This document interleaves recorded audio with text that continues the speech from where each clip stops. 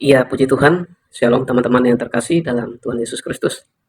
Bagaimana kabar teman-teman semua? Harapan saya semoga teman-teman dalam keadaan sehat dan terus diberkati oleh Tuhan. Dan kita juga senantiasa ada dalam sukacita karena kita percaya bahwa Tuhan tidak pernah meninggalkan kita, orang-orang yang percaya pada Dia. Ya, puji Tuhan teman-teman, jumpa lagi bersama saya di channel DM News. Saya ucapkan terima kasih kepada teman-teman semua yang selalu support channel ini dengan cara like, komen, subscribe, dan juga sudah share video-video di channel ini. Kiranya Tuhan Yesus senantiasa memberkati teman-teman semua, baik dalam pekerjaan, pelayanan, apapun yang teman-teman kerjakan, kiranya Tuhan Yesus senantiasa memberkati. Ya, bagi teman-teman yang baru bergabung di channel ini, silakan bantu like, komen, dan subscribe, dan juga di-share kepada teman-teman yang lain, agar mereka juga melalui channel ini, mereka diberkati, dan tentunya banyak yang percaya kepada Kristus sebagai Tuhan dan Juru Selamat mereka. Iya teman-teman yang terkasih, dalam video kali ini kita akan kembali menyaksikan lagi kesaksian dari seorang murtadin yang luar biasa, yang menggetarkan hati, karena tidak gampang ketika ia meninggalkan keyakinan lamanya, karena orang tua, keluarganya, mereka adalah orang-orang yang sangat taat beragama, yang sangat fanatik dengan agama. Bahkan ia terdidik dari ajaran agama yang sangat ketat, dan kemudian ia mengambil satu keputusan untuk percaya kepada Kristus. Ini suatu hal yang luar biasa, karena berawal dia mendengar lagu Natal, dan saat itu ia mendapatkan ketenangan, hatinya damai ketika mendengarkan lagu Natal tersebut. Dan suatu ketika ia mengambil satu keputusan yang mengejutkan keluarganya dan percaya kepada Kristus sebagai Tuhan dan Juru Selamat dalam hidupnya. Dan bagaimana kisah selengkapnya? Ya, mari kita sama-sama saksikan cuplikan video berikut ini. Siapkan hati agar apa yang teman-teman dengarkan boleh memberkati teman-teman dan juga dapat menguatkan iman percaya kita kepada Kristus. Ini videonya, selamat menyaksikan. Tuhan Yesus memberkati.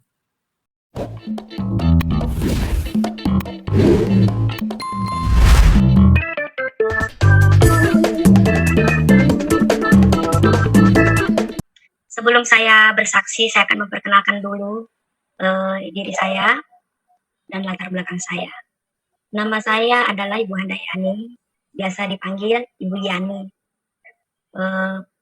Latar belakang saya sebelumnya adalah saya seorang Muslim. Jadi papa mama saya adalah seorang Muslim.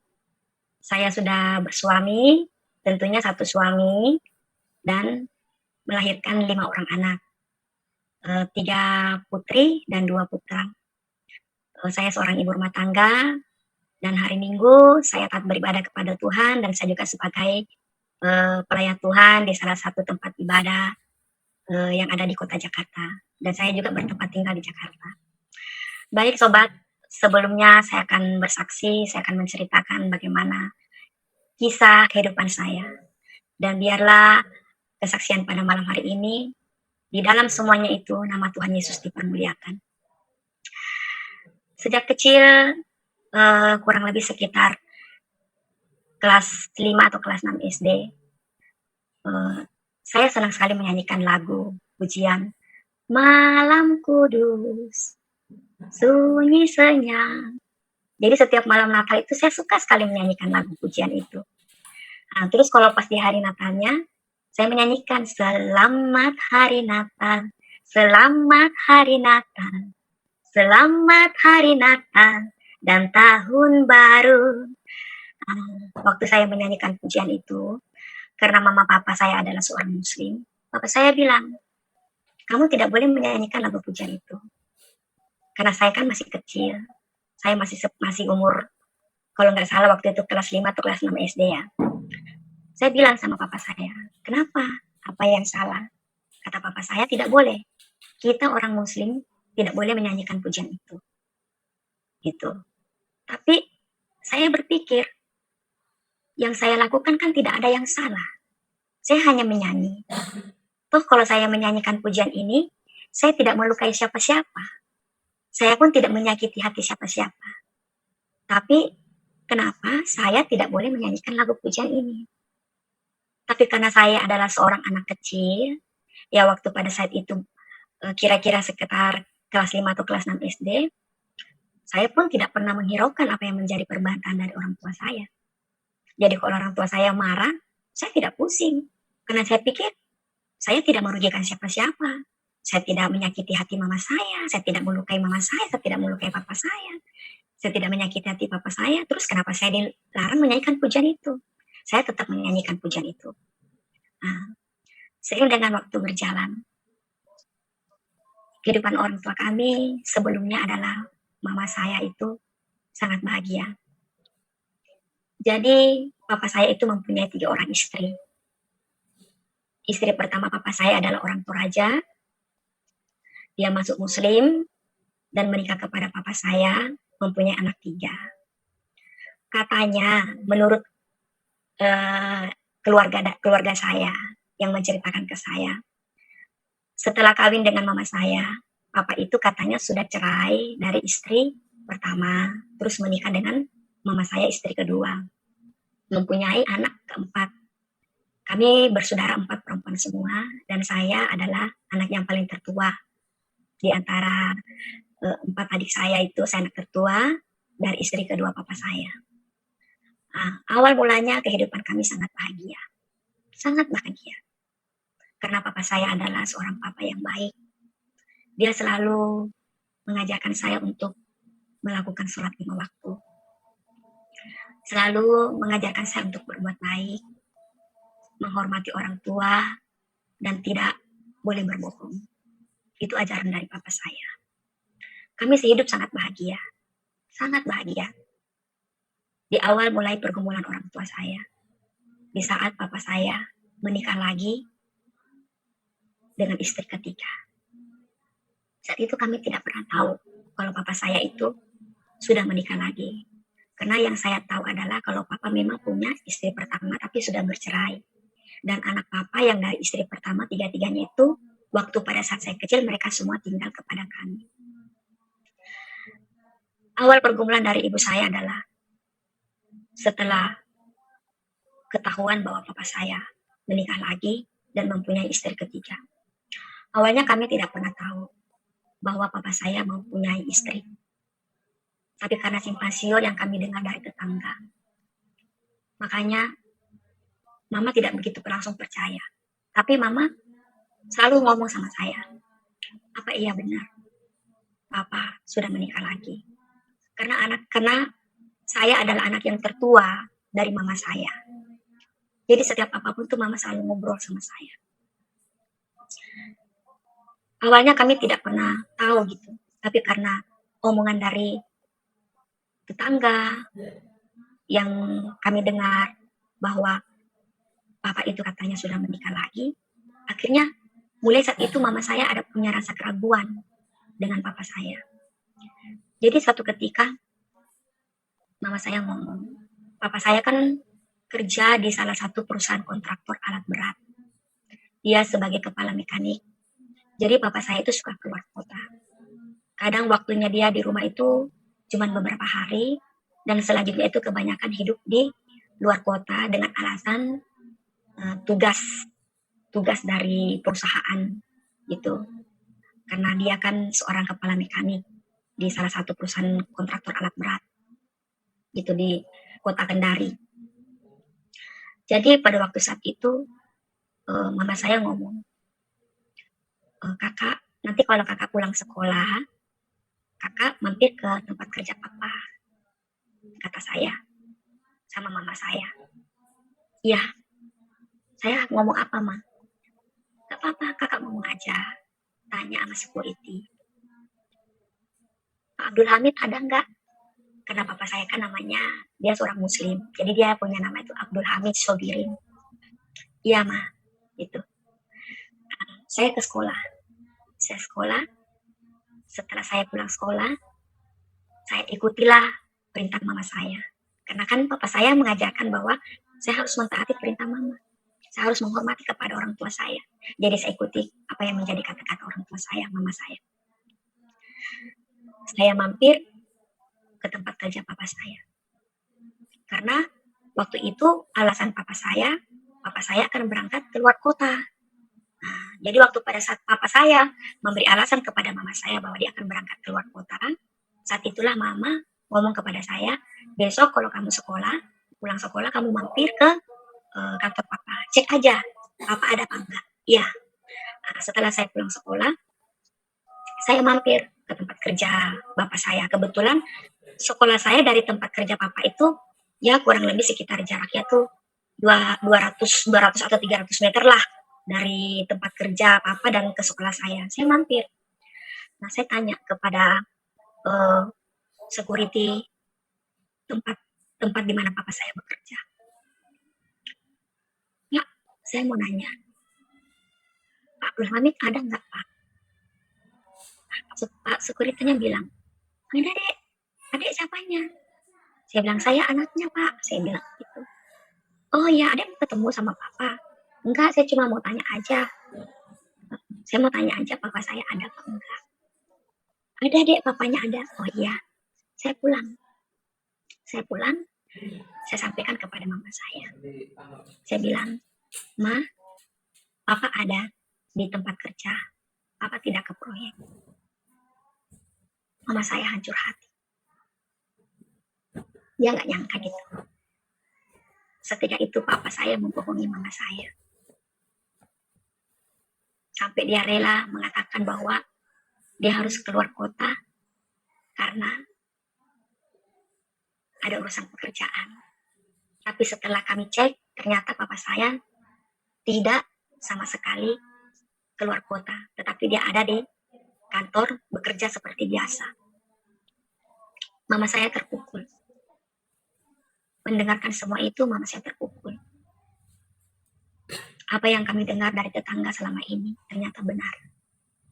Bukan hanya simpang siur, tapi ternyata benar apa adanya. Tapi karena mama saya adalah seorang istri yang taat kepada suami, apapun yang menjadi omongan tetangga, mama saya tidak pernah dengar. Karena dia lebih percaya kepada suaminya.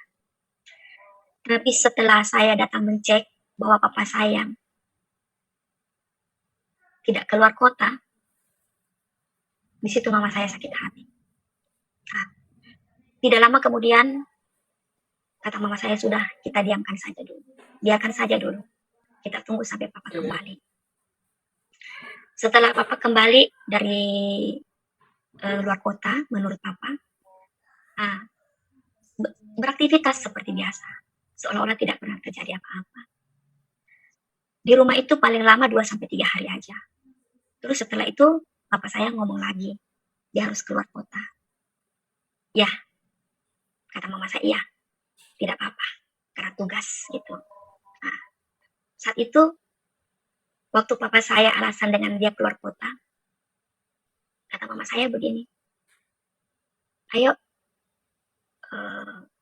kamu ikut, karena saya anak tertua. Kata mama saya, kamu ikut ya. Kita ikut, kita pergi lacak papa. Di mana papa tinggal. Kita pengen tahu, apa benar papa keluar kota, atau papa sudah tinggal ke istri mudanya. Gitu. Baik, saya ikutlah sama mama saya. Saya ikut. Ternyata kita menemukan di mana papa saya tinggal. Ternyata dia tinggal bersama istri mudanya dengan alasan sama kita adalah dia keluar kota. Padahal dia tinggal bersama istri mudanya. Pada saat kita cek, yang namanya mama saya kan seorang istri, dia juga dibakar dengan rasa cemburu, sakit hati karena papa saya selama ini dianggap sebagai suami yang baik, suami yang taat beribadah, suami yang rajin melakukan sholat 5 waktu, suami yang rajin mengajarkan kepada kami anak-anaknya bahwa kami tidak boleh berbohong, kami harus melakukan hal yang baik, harus melakukan kebaikan. Tapi ternyata sama sekali tidak. Apa yang saya alami masa kecil apa yang saya alami di masa kecil saya itu ternyata sama sekali tidak. Begitu mama saya tahu kita tiba di rumah itu, ributlah mama saya kepada papa saya dan kepada istri mudanya. Mereka ribut. Mama saya tidak terima dengan apa yang menjadi kebohongan papa saya. Setelah ribut besar, kita pulang. Keesokan harinya papa datang. Mama saya minta cerai. Tapi bapak saya bilang, tidak, saya tidak akan menceraikan kamu. Tetapi apa yang menjadi kebutuhan kamu di dalam rumah tangga tetap saya penuhi. Tetap saya bagi rata, tetap saya adilkan. Gitu. Tapi karena mama saya adalah seorang istri yang taat, yang hormat kepada imamnya, kepada suaminya, iya, dia mengikuti apa yang menjadi kemauan suaminya dengan melihat kami anak-anaknya. Di sini dimulai awal dari penderitaan kami. Ternyata apa yang bapak saya katakan itu, bahwa dia akan menjadi suami yang adil bagi istrinya, tidak demikian. Yang tadinya kami hidup bahagia, yang tadinya kami hidup serba berkecukupan, tidak seperti apa yang bapak saya katakan. Disitulah awal di mana kebahagiaan kami hilang lenyap, dibawa dengan hancurnya hati, dengan ketidakadilan seorang papa atau seorang suami. Dan pada akhirnya kami mengalami pergumulan hidup yang sangat berat, yang dimana yang seharusnya menjadi tunjangan kami sebagai anak-anak, itu sama sekali tidak terpenuhi. Yang dimana sebagai dia tanggung jawabnya sebagai seorang suami, sama sekali sebagai seorang papa kami, sama sekali tidak ada. Hilang. Dan satu ketika, mungkin karena bapak saya malu dengan apa yang telah dia perbuat, malu mungkin dengan keluarga istrinya, istri mudanya, malu juga dengan rekan-rekan kerjanya. Akhirnya papa saya bilang kepada mama saya akan berangkat ke Jakarta. Itu kata papa saya. Terus kata mama saya bilang, di Jakarta kita ngapain? Kita harus tinggalkan ini Kendari. Kita harus berangkat ke Jakarta. Dan di Jakarta kita memulai sesuatu yang baru.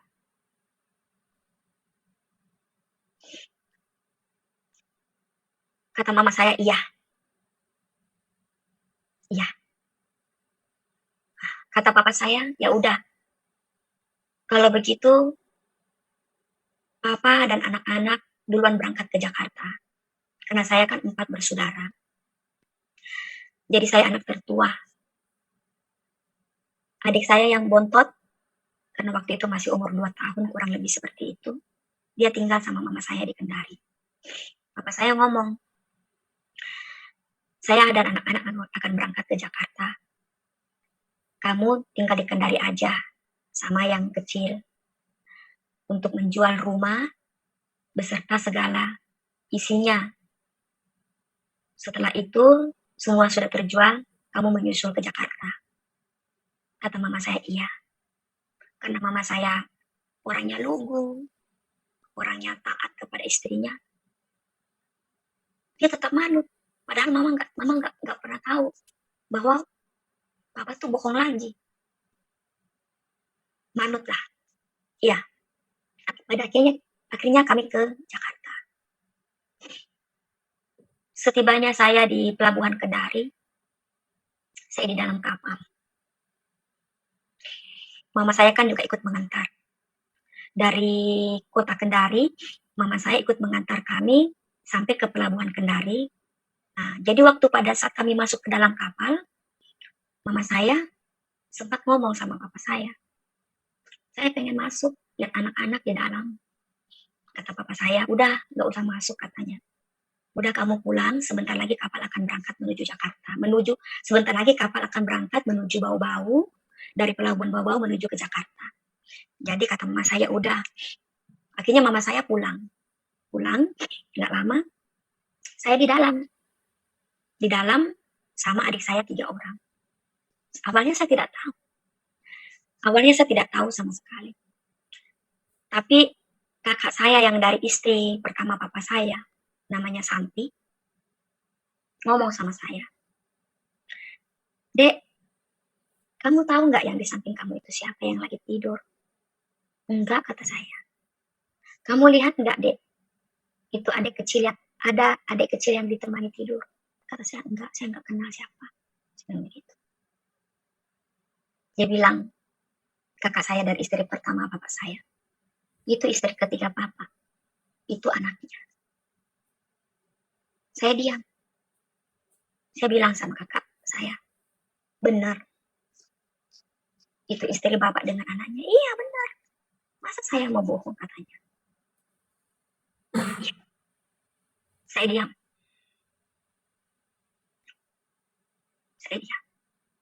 Karena saya tidak bisa berbuat apa-apa. Saya sudah di kapal, mama saya sudah pulang,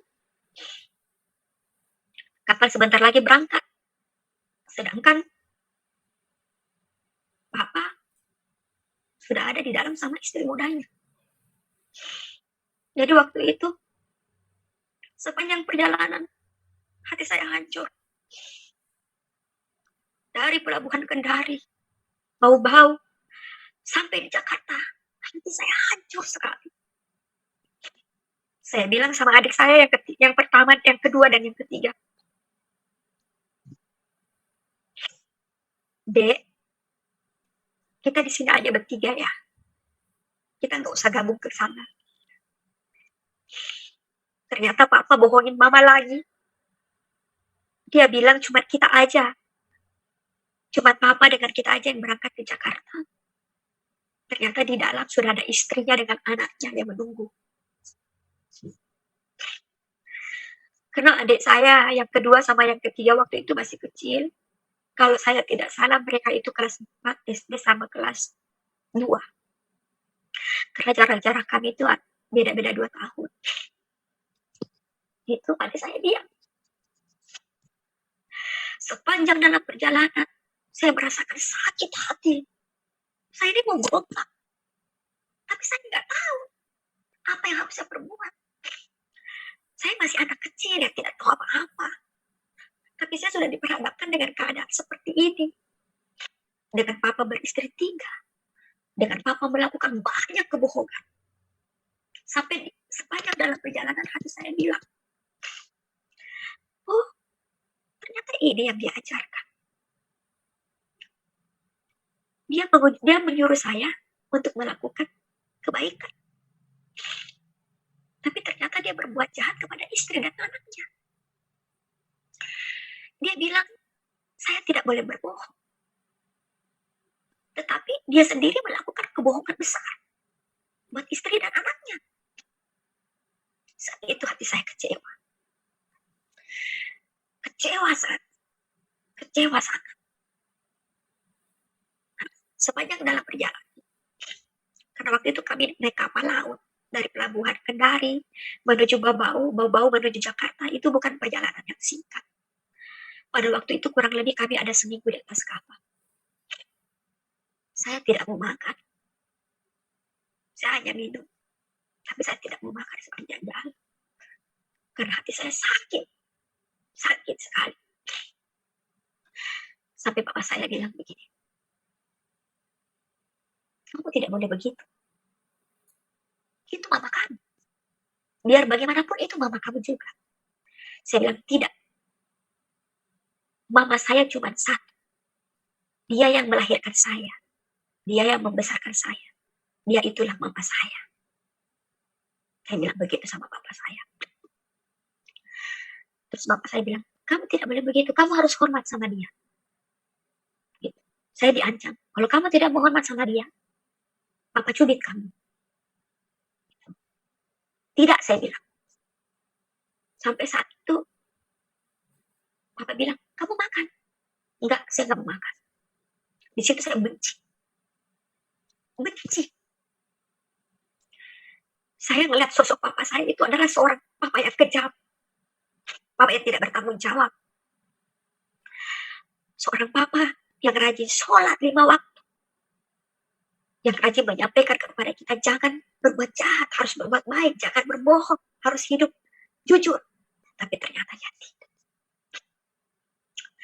Sampai satu ketika tiba di Jakarta, tiba di pelabuhan Tanjung Priok,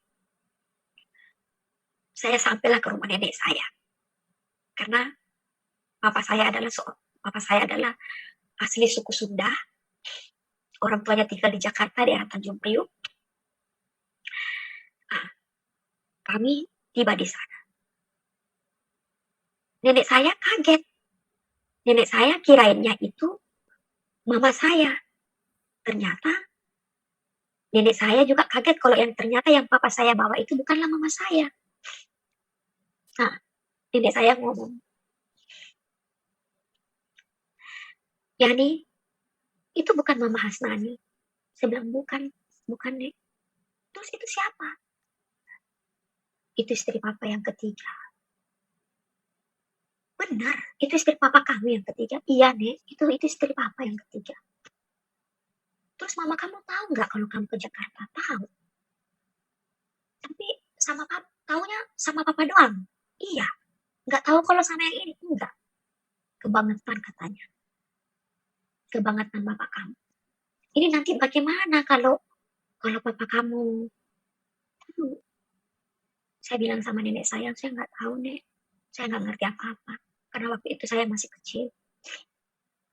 Sering dengan waktu berjalan, rumah yang mama saya jual di Kendari beserta segala isinya itu semua puji Tuhan sudah terlaku. Sudah laku, terjual semua. Karena waktu itu kan zamannya waktu pada itu tahun 90-an belum ada yang namanya handphone, belum ada namanya video call, belum. Jadi masih telegram. Tibalah telegram mama saya dari Kendari ke Jakarta. Kalau mama saya ngomong sama papa saya bahwa semua barang dan perabot rumah beserta isinya semua sudah laku terjual. Dan mama saya siap berangkat ke Jakarta menyusul kami. Ya udah, kata papa saya, udah berangkat. Berangkatlah. Setelah tiba mama saya di Jakarta, papa saya ini jemput mama saya. Papa bilang, kamu nggak usah ke Tanjung Priok. Kamu langsung aja ke Tasikmalaya, katanya. Ke Tasikmalaya. Kata mama saya nggak, terus anak-anak di mana? Katanya gitu. Anak-anak ada. Cuma kan Tanjung Priok lagi pengen digusur. Jadi untuk sementara mereka lagi sedang siap-siap karena mau penggusuran, katanya gitu kan. Memang waktu pada saat itu Tanjung Priok sudah mau digusur. Jadi kamu harus siap-siap. Anak keluarga di sana harus siap-siap. Jadi untuk sementara kamu saya usingkan dulu ke Tasikmalaya. Jadi mama saya diusingkan ke Tasik. Di Tasik itu di mana orang tua kandung mama saya tinggal, yaitu bapak kandung mama saya tinggal di Tasikmalaya. Nah, setelah sampai berapa lama di sana papa saya balik. Nah, di situ mama saya sudah mulai ada firasat bahwa sepertinya ada sesuatu yang tidak benar gitu. Ada sesuatu yang disembunyikan. Ada sesuatu yang tidak benar. Kok tiba-tiba saya datang, saya tidak boleh ke anak-anak, malah saya dibawa ke Tasik, di mana tempat orang tua bapak kandung mama saya tinggal. Nah, karena mama saya kan tidak pernah ke Jakarta, jadi dia belum tahu tuh akses untuk ke Jakarta harus naik apa dia belum tahu. Nah, menyuratlah mama saya kepada kakak mama saya yang tertua. Kebetulan kakak mama saya tertua itu tinggal di Jakarta dan sudah lama di Jakarta, dia cukup kenal kota Jakarta. Dia tinggal di daerah Gandul, Cinere. Nah, kakak mama saya itu menyurat kepada kakak saya. Bilang saya ada di Tasik, anak saya ada di Jakarta. Saya mau ke Jakarta ketemu sama anak saya, tapi saya tidak tahu untuk jalan menuju ke Jakarta. Akhirnya dipantau lah sama kakaknya.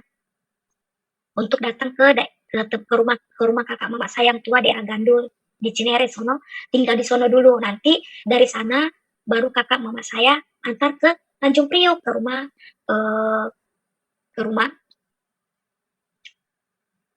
mertuanya, ke rumah nenek saya di mana saya tinggal. Nah, setelah setelah tibanya mama saya di Jakarta, berangkatlah mama saya dari Gandul, dari Tasik ke Jakarta. Setelah tiba di Jakarta, mama saya minta tolong kepada kakaknya untuk antar ke Tanjung Priuk. Diantarlah kakaknya sama kakaknya ke Tanjung Priuk, ke tempat di mana kami tinggal. Begitu mama saya tiba di Tanjung Priuk, mama saya kagetnya luar biasa. Karena waktu pada saat mama saya tiba, istri ketiga papa saya ada di tempat. Ribut, ribut besar, ribut. Karena mama saya kan sudah pernah ketemu sekali dengan istri ketiga papa saya. Jadi begitu ketemu di Tanjung Priok, mama saya cukup kenal. Akhirnya mereka ribut, ribut besar. Karena nenek saya malu sama tetangga, akhirnya nenek saya bilang sama mama saya, iya Has, nenek juga nggak tahu kalau Hamid bawa istri muda lagi ke sini. Karena nenek saya itu taunya mama saya saja. Dia nggak tahu lagi kalau ada istri ketiga. Gitu. Akhirnya dipisahkanlah mereka. Dipisahkan mereka untuk tidak ribut. Akhirnya mama saya dibawa pergi untuk kembali ke rumah kakak saya. Sejak hari itu, saya diam. Waktu saya lihat mama saya ribut, saya diam. Saya bilang, saya nggak nyangka bisa seperti ini. Nenek saya tidak terima. Nenek saya malu sama tetangga. Karena nenek saya cukup dikenal di Tanjung Priok. Beliau sudah cukup lama tinggal di situ. Akhirnya dia malu. Karena terjadi keributan di dalam rumahnya. Karena ulah anaknya sendiri. Akhirnya nenek saya bilang begini, suruh pergilah. Disuruhlah pergi bapak saya. Akhirnya bapak saya pergi. Pergi dengan istrinya. Pergi dengan istrinya. Saat itu kami tidak tahu. Kami tidak pernah tahu bapak itu pergi kemana sama istrinya. Kami ditinggalkan dengan mama saya begitu saja di Jakarta. Bapak saya pergi tidak meninggalkan kabar, dia pergi kemana, tidak meninggalkan pesan, surat, ataupun biaya hidup, tidak. Jadi, selama bapak saya pergi meninggalkan kami di Jakarta, kami hidup dari uang rumah perabot yang sudah dijual sebelumnya di Kendari, itu menjadi biaya hidup kami selama ada di Jakarta. Uang itu tidak cukup untuk membiayai kehidupan kami. Jadi, nenek saya bilang,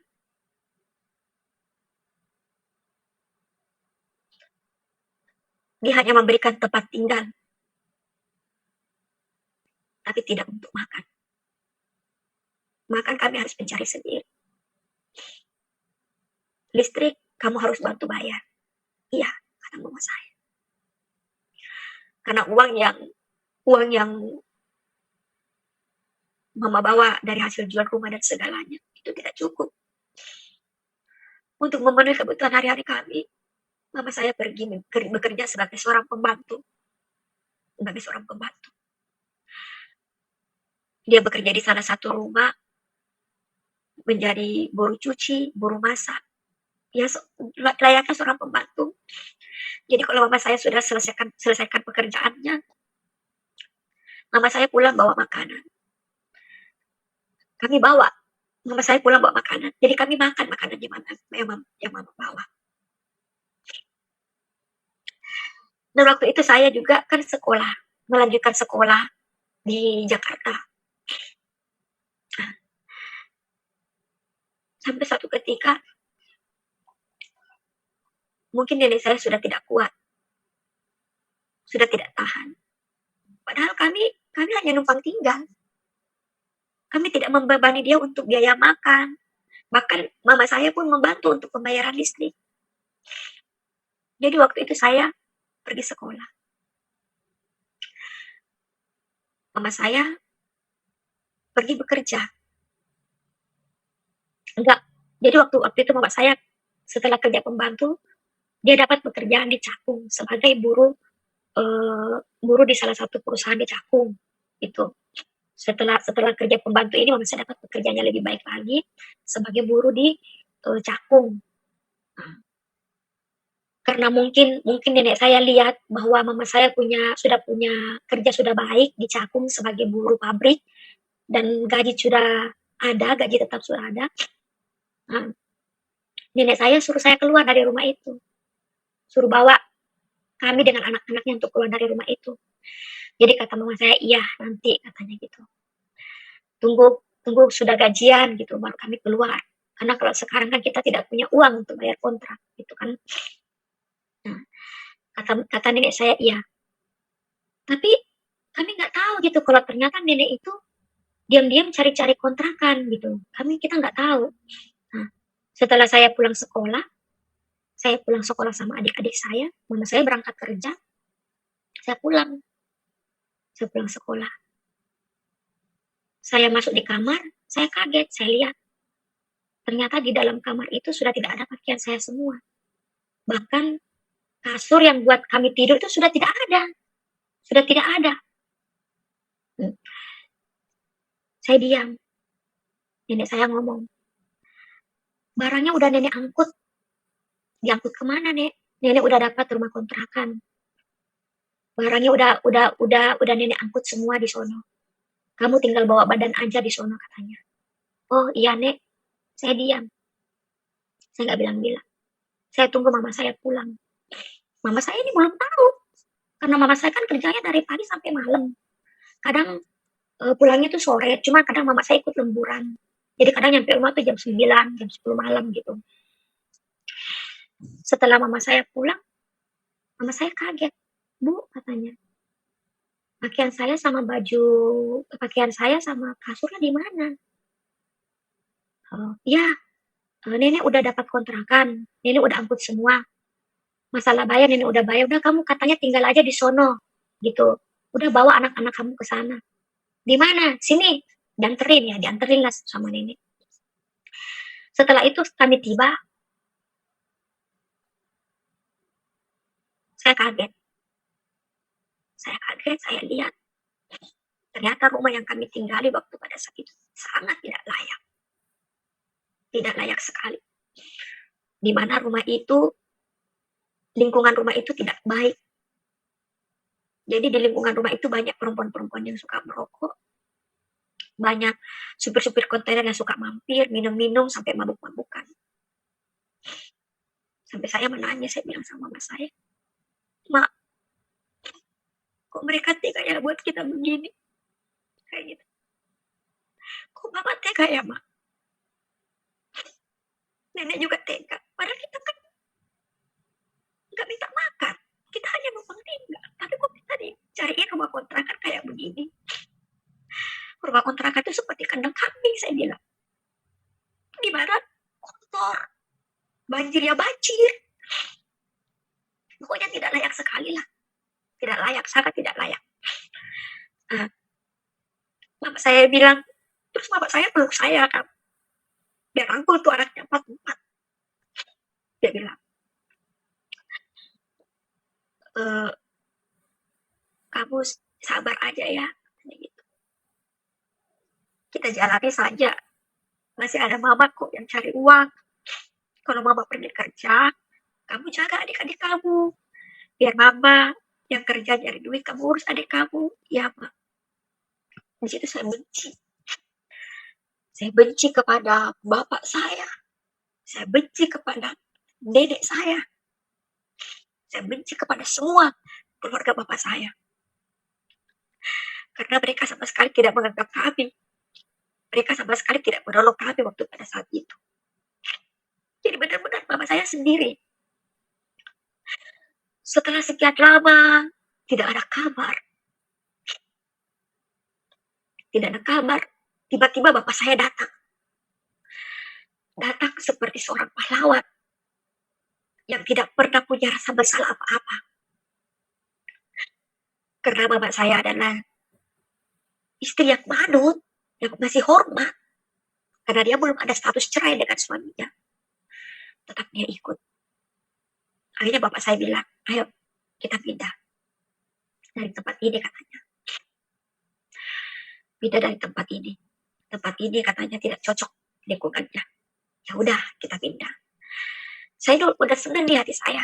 Karena pikir saya nih bapak saya sudah balik, bapak saya sudah bahagia lagi. Tapi rasa benci saya itu tidak bisa hilang mulai dari berangkat ke Kendari sampai pada hari itu. Akhirnya dapatlah kita rumah kontrakan yang lebih layak. Di mana rumah kontrakan itu di depannya ada warteg sama pedagang sembako. Jadi rumah kontrakan itu cukup inilah sederhana tapi tidak seperti tempat yang awal gitu. Tidak seperti tempat yang awal. Nah, tinggallah beberapa saat bapak saya dengan bapak saya. Tapi waktu pada saat itu bapak saya tidak punya penghasilan apa-apa. Bapak saya tidak bekerja. Jadi yang menunjang kehidupan kami di Jakarta yaitu mama saya sebagai seorang istri, sebagai tulang punggung, dia bekerja di Cakung di salah satu perusahaan sebagai buruh pabrik itu di perusahaan garment gitu. Nah, tiba-tiba bapak saya ngomong ke mama saya. Karena mama saya sebelum kami berangkat ke Kendari tinggal, mama saya kan juga punya rumah di Makassar. Nah, rumah di Makassar itu ditempati dengan saudara mama saya yang nomor 3 gitu. Jadi selama kami di Kendari, rumah yang di Makassar itu ditempati dengan saudara mama kami yang ketiga. Nah, waktu kami ke Jakarta, rumah yang di Kendari itu mama jual beserta perabot-perabotnya, baru uangnya itu dipakai untuk berangkat dan biaya hidup di Jakarta. Nah, sampai di Jakarta bapak saya ngomong. Bapak saya bilang, mending kamu katanya pulang ke Makassar. Jual itu rumah di Makassar.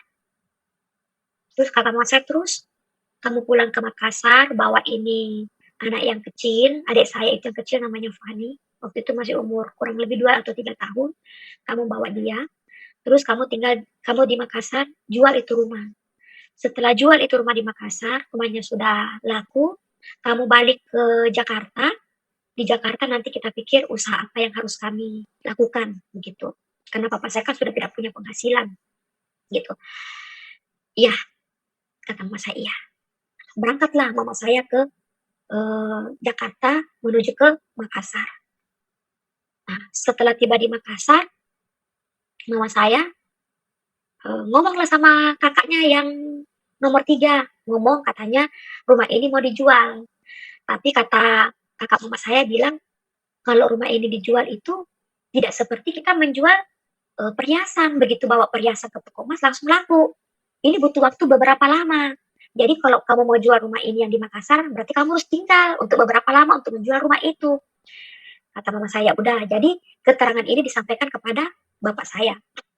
Ternyata bapak saya, waktu mama saya pulang ke Makassar, saat itulah kesempatan bapak saya lagi untuk bohong lagi. Bohong kepada istri, bohong lagi kepada anaknya. Ngomong sama bapak saya. Ya nih, kamu tinggal bertiga di sini ya sama adik-adik kamu. Kamu jaga adik-adik kamu ya yang baik. Bapak mau berangkat ke saya lupa waktu itu kemana, ke Kerawang kemana gitu, ke Cikarang apa kemana, Cikampek saya lupa gitu. Bapak lagi ada kerjaan di sana gitu.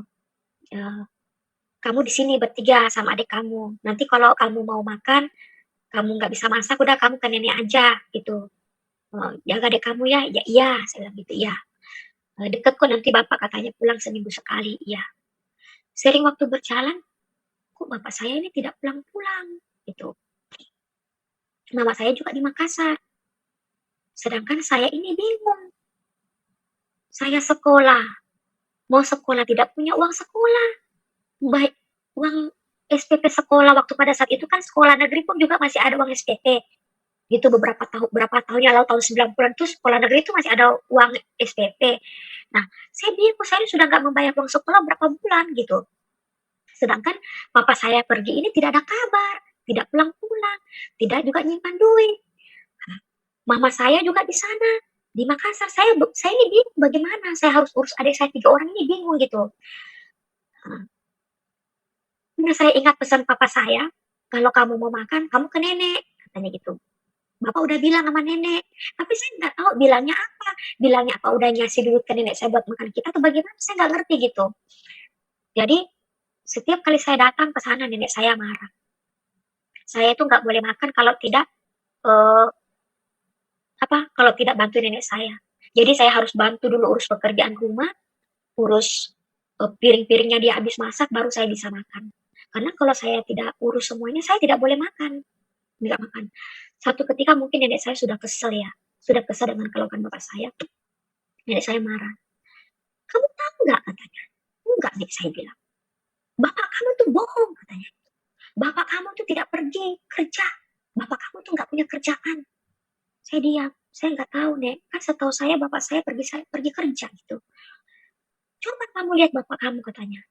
"Sudah mama kamu disuruh pulang ke Makassar. Sudahnya dia pergi nggak nyimpan duit, nggak nyimpan apa. Kamu ditinggalin 3 orang di sini. Memangnya kamu ditinggalin 3 orang di sini itu bukan beban nenek? Itu beban nenek. Buat kasih makan kalian itu saya harus nyari duit di mana? Sedangkan bapak kamu itu pergi tidak meninggalkan uang sama sekali." Saya diam. Saya bilang, "Memang bapak saya kemana nih? Tolong jujur," saya bilang. "Kamu tahu bapak kamu kemana?" "Iya, Nek." "Bapak kamu pulang ke Kendari ke istri ketiganya." Saya diam, saya lemes. Saya bilang, "Tega sekali. Pergi meninggalkan kami 3 orang di Jakarta tanpa harus meninggalkan biaya hidup." Saya bilang, "Iya, Nek, nggak apa-apa. Nanti saya kabari mama saya." "Nenek tidak usah pikirkan makan saya bilang. "Nanti mama saya kirim tiap bulan buat makan saya." "Ya," katanya. "Saya sudah tidak mau pusing. Bapak kamu tuh sudah terlalu banyak menyimpan bunga," katanya gitu. "Iya." Sejak hari itu saya bilang, sejak hari itu, begitu saya dengar bapak saya pulang ke istri mudanya, bapak saya tidak menyimpan apa-apa. Sejak hari itu,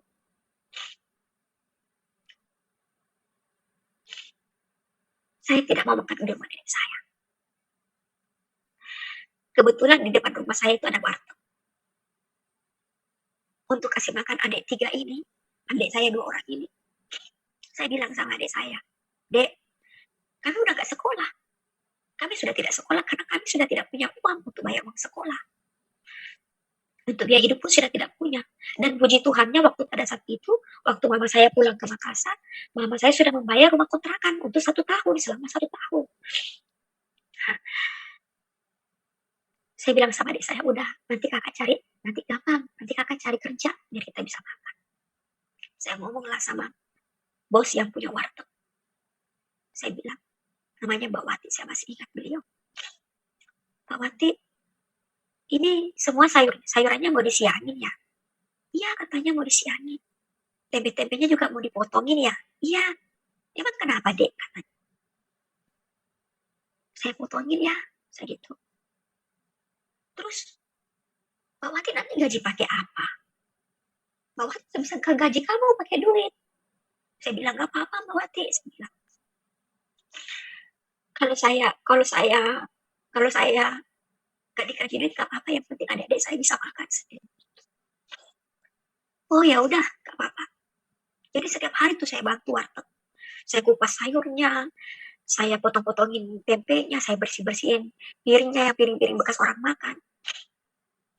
Setiap saya sudah kerja, saya dikasih makan sama Mbak Wati. Jadi kalau saya sudah dikasih makan, saya bilang sama adik saya, "Dek, dah, kamu makan ya." Kata adik saya, "Kakak nggak makan." "Enggak, kakak udah makan." Padahal saya belum makan, saya bilang. "Saya belum makan." "Udah, kamu makan ya." Begitu. "Ya kak, biar adik saya makan." Sampai satu ketika saya sudah tidak tahan dengan beban ini, saya bilang. Saya sudah tidak tahan. Saya pergi cari surat, saya pergi cari amplop, amplop, amplop yang pernah zaman dulu kan kalau kita kirim surat itu pakai perangko. Saya pergi cari. Jadi waktu saya cari, saya dapatlah perangko yang masih utuh, tapi stempelnya pudar. Stempelnya pudar. Saya menyurat ke mama saya di Makassar. Saya ceritakan semua apa yang menjadi pergumulan saya di Jakarta kepada mama saya. Saya ceritakan bagaimana perbuatan bapak saya di Jakarta. Bagaimana bapak saya meninggal, saya ceritakan semua. Setelah saya ceritakan, mama saya bilang begini, iya, nanti mama kirim duit. Jadi setiap saya kirim lah, sudah saya menyurat itu, saya kirim surat itu dengan perangko yang bekas, perangko bekas yang stempelnya pudar. Saya kirim, akhirnya surat itu sampai. Setelah sampai surat itu, mama saya kagetnya luar biasa. Dia pikir bapak saya ada di Jakarta, ternyata bapak saya sudah tidak di Jakarta. Nah, akhirnya saya ceritakan keadaan saya bahwa saya mau makan, saya sudah tidak punya uang. Bahkan untuk makan ke rumah nenek saya tidak boleh, saya dimarah-marahin sama nenek karena bapak pergi tidak simpan duit buat biaya hidup kami selama di Jakarta. Nah, akhirnya setiap kali mama saya kirim surat, mama saya menyelipkan uang di surat itu, di amplop itu. Menyelipkan Rp5.000, Rp10.000. Waktu pada saat itu uang Rp5.000, Rp10.000 pada tahun 90 itu sangat besar. Sudah sangat besar sekali waktu pada saat itu. Jadi, kalau mama saya kirim, saya pergunakanlah uang itu untuk biaya hidup saya, beli kebutuhan sehari-hari. Sampai satu ketika mama saya bilang begini, nanti akan ada orang yang datang jemput kamu. Akan ada orang yang datang jemput kamu.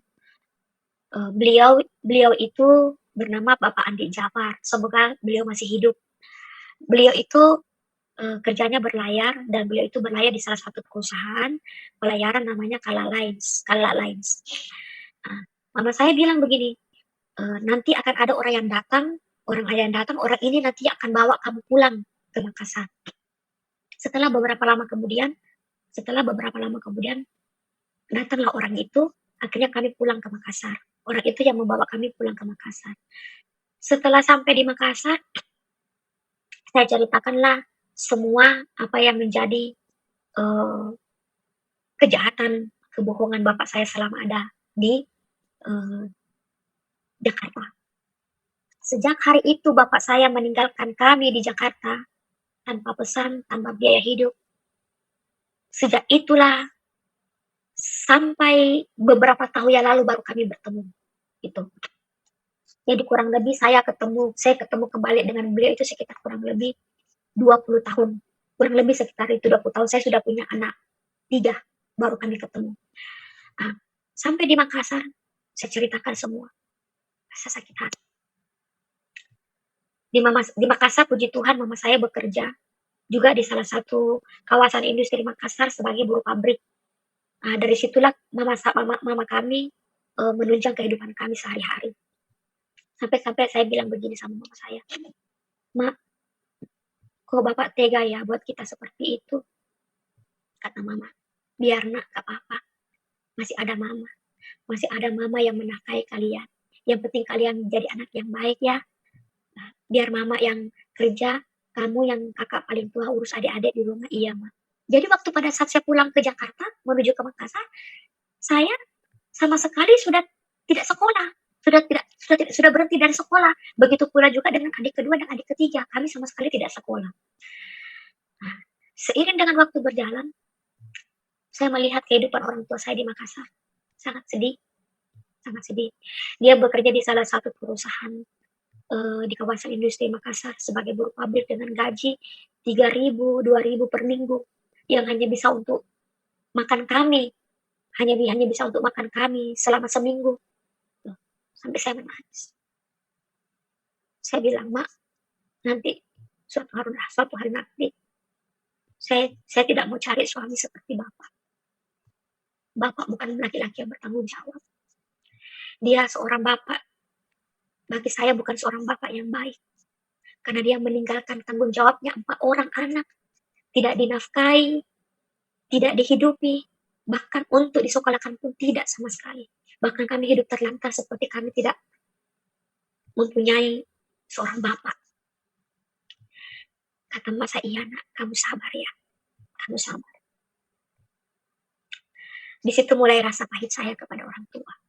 Melalui kehidupan yang saya jalani di masa kecil saya, di situ mulai ada timbul rasa sakit hati, benci kepada bapak saya. Sampai satu ketika saya bertemu dengan suami saya yang sekarang ini.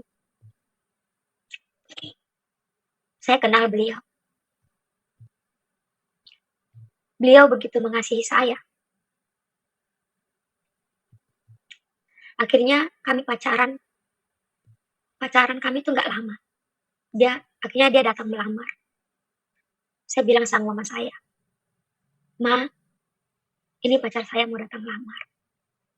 Kata mama, "Ya udah, nggak apa-apa." Terus mama jawab, "Tapi bagaimana? Dia kan sama kita tidak seagama, nak. Dia Kristen, kamu Muslim." Saya bilang apa? "Udah sih, Mak, nggak apa-apa. Jangan hanya karena faktor agama, terus itu menghalangi saya sama dia. Semua agama mengajarkan kebaikan," saya bilang sama mama saya. "Iya benar, Nak." Terus kata mama saya, "Udah, kalau memang kamu mau menikah sama dia, ya sudah menikah." Karena saya berpikir dengan saya menikah dengan suami saya yang sekarang ini, saya bisa mengurangi beban orang tua saya. Artinya yang tadinya beban mama saya 4, berkurang 1 kan menjadi 3 lagi gitu kan, sisa 3 lagi. Nah, saya kawin dengan suami saya dibaptis, akhirnya kami menikah. Di sinilah awal dari semuanya. Jadi waktu saya menikah dengan suami saya itu, saya tidak pernah direstui dengan keluarga suami saya. Dan yang menghadiri pernikahan kami waktu pada saat itu cuma mama mertua dan saudara laki-laki dari mertua saya. Itu yang menghadiri, dengan mama saya dan saudara mama, orang tua mama saya juga yang hadir sebagai saksi. Jadi sebelum saya menikah dengan suami saya dibaptis. Saya mengikuti prosedur pernikahan sampai pada saya pernikahan sampai pada hari H saya menikah. Jadi waktu saya menikah, waktu pada saat itu tidak ada pun satu dari keluarga suami saya yang merestui. Jadi sebelum saya menikah dengan suami saya itu, saya kenal nih suami saya, dia baik. Tapi salah satu kekurangannya dia adalah dia itu suka minum minuman keras. Tapi saya tidak melihat bahwa dia itu sosok peminum karena saya lihat dia baik, dia begitu mengasihi saya. Jadi saya tidak hiraukan gitu. Akhirnya kami menikah. Setelah kami menikah, disitulah awalnya mulai saya merasakan sangat sakit hati, hancur hati melihat keadaan kehidupan saya. Di mana saya menikah, tidak ada satupun saudara dari suami saya yang merestui pernikahan kami. Tidak ada. Padahal mereka Kristen. Mereka Kristen, mereka rajin beribadah. Tapi kenapa waktu pada saat saya menikah dengan suami saya, tidak ada pun satu yang merestui. Bahkan mereka begitu membenci saya. Dengan alasan yang saya tidak pernah tahu sampai pada hari ini. Akhirnya kami hidup terpisah dari keluarga suami. Kami menyendiri. Saya tidak pernah menyangka begitu. Saya sampai bilang, apa ya salah saya? Kenapa kok saya menikah sama suami saya tidak punya salah apa-apa, tapi kenapa saya dibenci? Saya bilang begitu. Kenapa saya dimusuh? Sedangkan saya tidak pernah berbuat apa-apa sama mereka. Saya tidak pernah berbuat jahat sama mereka. Saya kenal pun mereka setelah saya menikah dengan suami saya. Tapi kenapa mereka begitu membenci saya?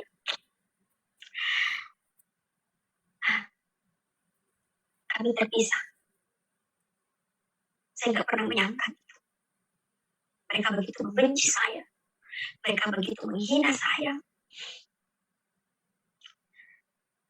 Akhirnya, tadinya kan saya tinggal di mertua bersama suami saya dan anak saya. Saya disuruh pergi dengan keluarga suami saya. Saya masih ingat kata-katanya sampai pada hari ini. Kamu keluar dari rumah ini. Kamu bukan bagian dari keluarga Kristian. Kamu pergi dari rumah ini, tidak ada satupun dari rumah ini menjadi hak kamu. Saya bilang, iya. Saya tahu diri, saya bilang. Saya juga tidak bisa memaksa kalian untuk kalian menyukai saya, saya bilang. Kalian punya hak untuk membenci saya. Dan saya juga pun punya hak untuk membela diri saya karena saya tidak pernah menyakiti kalian, saya bilang begitu. Iya, saya pergi, saya bilang. Saya keluar dari rumah ini. Waktu itu saya keluar dari rumah itu, saya tidak punya uang sama sekali. Sampai mertua saya bilang begini, kamu jangan keluar, tidak mami, saya harus pergi. Terus kamu ngambil duit di mana? Saya bilang begitu. Saya tidak. Waktu itu saya masih ingat, saya punya cincin kawin. Satu-satunya perhiasan yang saya miliki. Saya jual ini cincin kawin saya. Gak boleh katanya. Kamu tidak boleh menjual cincin kawin itu. Cincin kawin itu punya sejarah. Kamu tidak boleh menjualnya. Saya bilang tidak apa-apa. Ini hanya cerita sejarah. Saya bilang begitu. Arti sesungguhnya pernikahan adalah, saya bilang, kesetiaan. Tidak apa-apa. Saya jual cincin kawin ini. Artinya saya jual cincin kawin itu, saya pergi kontrak. Seiring dengan waktu berjalan, kami tinggal serumah dengan saya serumah dengan suami saya. Kami sudah bisa rumah dengan mertua. Awalnya ibu saya merestui pernikahan kami.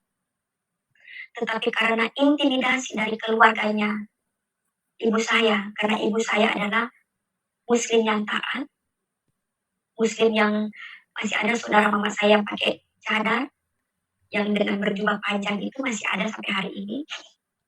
Intimidasi dari mereka, intimidasi dari tetangga, dari keluarga terdekat, bahwa saya katanya ini orang yang tidak pantas diterima karena saya ini murtad, saya ini orang yang kafir, orang yang telah meninggalkan Islam, masuk Kristen, itu adalah orang yang kafir. Saya tidak pantas, mereka harus dimusuhi, mereka harus dibenci katanya, karena mereka orang berdosa. Gitu. Sejak saat itu mama saya tidak menerima saya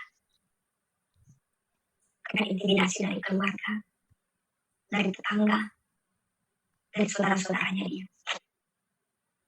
Jadi kami sudah tidak disuka dengan saya, sudah tidak disuka dengan keluarga suami. Mama saya juga sudah mulai membenci saya. Adik-adik saya yang tadinya mereka tiga ini saya begitu mengasihi mereka pun juga ikut terbawa arus dari mama saya. Akhirnya saya hidup seorang diri. Saya bilang, Tuhan, waktu itu saya bilang saya belum kenal Yesus. Saya hanya Kristen, tapi saya tidak pernah ke gereja. Memang betul saya sudah dibaptis, tapi saya tidak pernah mengenal firman Tuhan.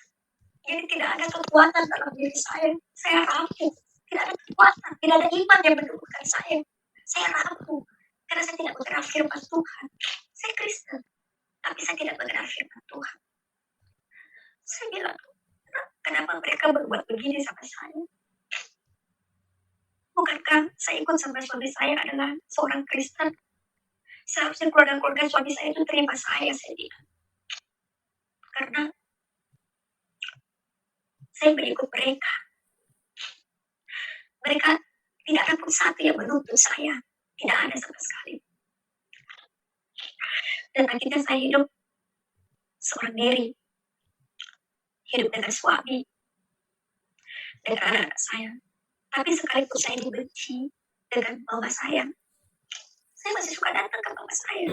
Karena saya anggap itu mama saya. Saya bilang, walaupun saya dihina, walaupun saya dibilang saya orang berdosa, saya bilang begitu. Walaupun saya dibilang ini saya murtad, orang kafir, saya masih tetap datang karena mengasihi bapak saya bilang. Karena saya tidak punya lagi keluarga dari suami saya, tidak pun. Mereka begitu membenci saya. Sampai pada hari ini, mereka tuh tidak punya alasan gitu. Alasan untuk membenci saya itu apa? Sampai hari ini saya tidak pernah tahu. Sampai satu ketika saya bilang, saya tidak tahu apa yang harus saya perbuat. Suami saya bekerja. Suami saya bekerja di salah satu perusahaan. Dia termasuk supervisor termuda di salah satu perusahaan itu. Termasuk cukup berhasil saya bilang. Berhasil. Suatu ketika suami saya jatuh dalam dosa. Di mana suami saya berselingkuh dengan wanita lain. Begitu saya tahu, saya hancur hati. Saya bilang, Tuhan, kenapa saya begini? Saya menikah, saya bilang, saya tidak mengerti alasan apa mereka membenci saya, keluarga suami saya, padahal mereka Kristen. Mereka rajin beribadah. Setiap waktu ada ibadah keluarga, tapi begitu mereka membenci saya. Dengan anak saya tidak jelas sampai hari ini. Ditambah lagi bapak saya. Ditambah lagi suami saya yang jatuh dalam dosa. Saya tidak terima. Saya tidak terima. Karena saya sudah mengalami waktu kecil. Awal dari kepahitan kehidupan saya adalah melihat bapak saya menikah lagi. Saya melihat keadaan orang tua saya. Ditambah lagi suami saya seperti itu.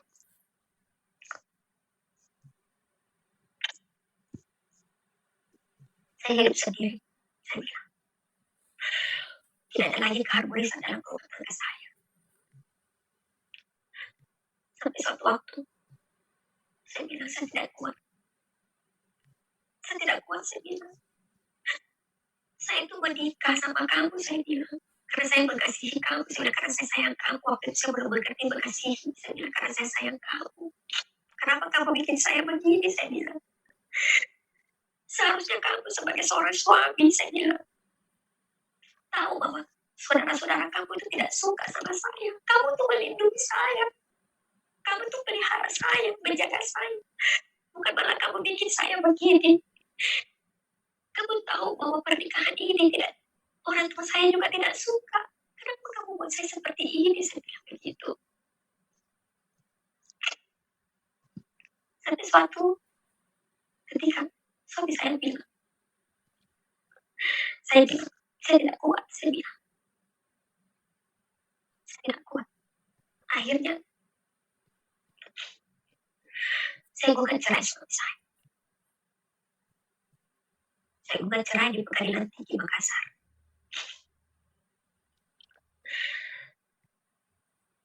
Selama persidangan, suami saya tidak pernah hadir. Dan saya juga sudah tidak tahu, saya bilang, apa yang suami saya inginkan, karena waktu itu kami sudah putus komunikasi sama sekali. Tidak ada komunikasi sama sekali. Komunikasi kami sudah terputus. Saya gugat di Pengadilan Tinggi Makassar. Satu kali persidangan saya datang, suami saya tidak hadir.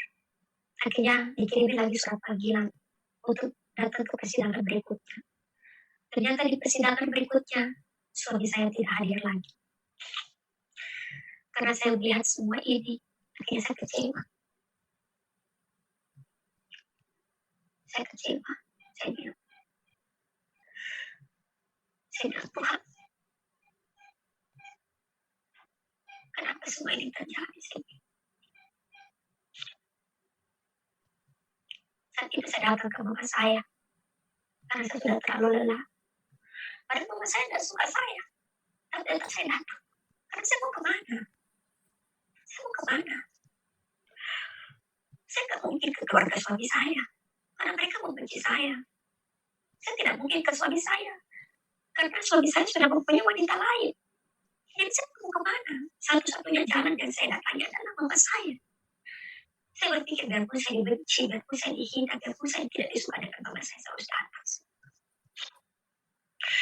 Saya punya anak yang nomor 2. Waktu itu dia umur 4 tahun. Anak saya itu umur 4 tahun. Anak saya itu kan suka menyanyi, haleluya, haleluya. Jadi waktu itu anak saya menyanyi di rumah bapak saya seperti itu. Bapak saya marah. Bapak saya bilang, kamu jangan menyanyi di sini lagu itu. Kalau kamu mau menyanyi lagu itu di sini, jangan di sini. Di sini bukan tempat. Kalau kamu mau menyanyi di sana, di rumah kamu. Jadi saya bilang sama anak saya, sudah nak, gak usah. Kamu gak usah menyanyikan lagu itu. Udah, biarin aja. Kalau kamu menyanyi, diam-diam. Jangan gak usah kasih dekat eyang. Karena anak saya kan panggilnya eyang. Teman saya, iya Bi, iya Mami. Gitu. Saya diam. Saya bilang, apa yang salah ya dengan lagu itu? Padahal lagu itu kan tidak melukai siapa-siapa. Saya bilang begitu kan. Tapi saya, karena saya tidak mau ribut, saya bilang udah diam.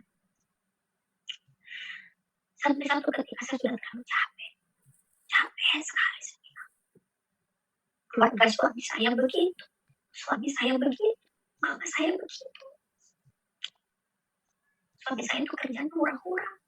Tiap malam, ke klub malam, minum-minum sama perempuan-perempuan. Saya kecewa gitu.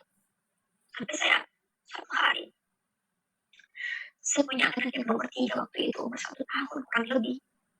Dia lagi pengen tidur. Saya keluarin di kamar. Saya masuk di dalam kamar. Saya keluarin anak saya di rumah bapak saya. Jadi waktu saya keluarin anak saya itu, tanpa saya sadar, saya melihat awan. Terus ada sosok kaki yang begitu kotor. Turun menghampiri saya. Seorang manusia yang begitu kotor. Yang banyak orang muslim bilang, Tuhan yang kau pakai kolor. Seperti itulah sosok Yesus datang kepada saya. Saya kaget. Waktu saya lihat Tuhan Yesus datang, saya kaget. Tapi waktu pada saat itu saya tidak tahu bahwa dia itu Yesus. Secara daging saya tidak tahu bahwa itu Yesus karena saya belum pernah ketemu Yesus. Tetapi di dalam roh saya, begitu dia datang, seperti roh hati ini berkata, itu Tuhan. Waktu dia datang menghampiri saya, dengan dalam keadaan telanjang, dalam keadaan kotor, yang seperti banyak orang-orang mengatakan bahwa Tuhan yang mau pakai kolor. Seperti itulah sosok Yesus datang. Sebagaimana sosok Yesus pada waktu saat itu mau disalibkan, dalam keadaan compang-camping, dalam keadaan kotor, dalam keadaan itulah Yesus datang. Jadi waktu pada saat Yesus datang pada saat itu, dia datang dalam keadaan sebagaimana waktu pada saat saya hari itu. Dia datang dalam keadaan saya bagaimana pada saat itu. Sosok itulah Yesus datang. Saya lihat Tuhan Yesus datang, turun dari awan, menghampiri saya. Terus dia menjamah kepada saya 3 kali. Saya bilang, Tuhan, ampuni saya. Ampuni kedua orang tua saya.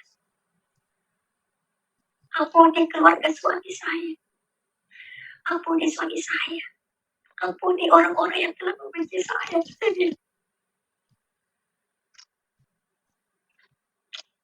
Terus Tuhan bilang, iya. Tuhan menanggung. Tuhan berkata, iya anakku. Aku mengampuni. Aku mengasihi. mengampuni orang-orang yang telah membenci kami. Aku mengampuni orang tua. Aku mengampuni keluarga suami. Saya terbangun. Saya bilang, apa saya sudah mau mati ya? Kok ada orang datang seperti Yesus? Tapi kok saya bilang itu Tuhan? Tapi kok Tuhan datang dalam keadaan seperti itu?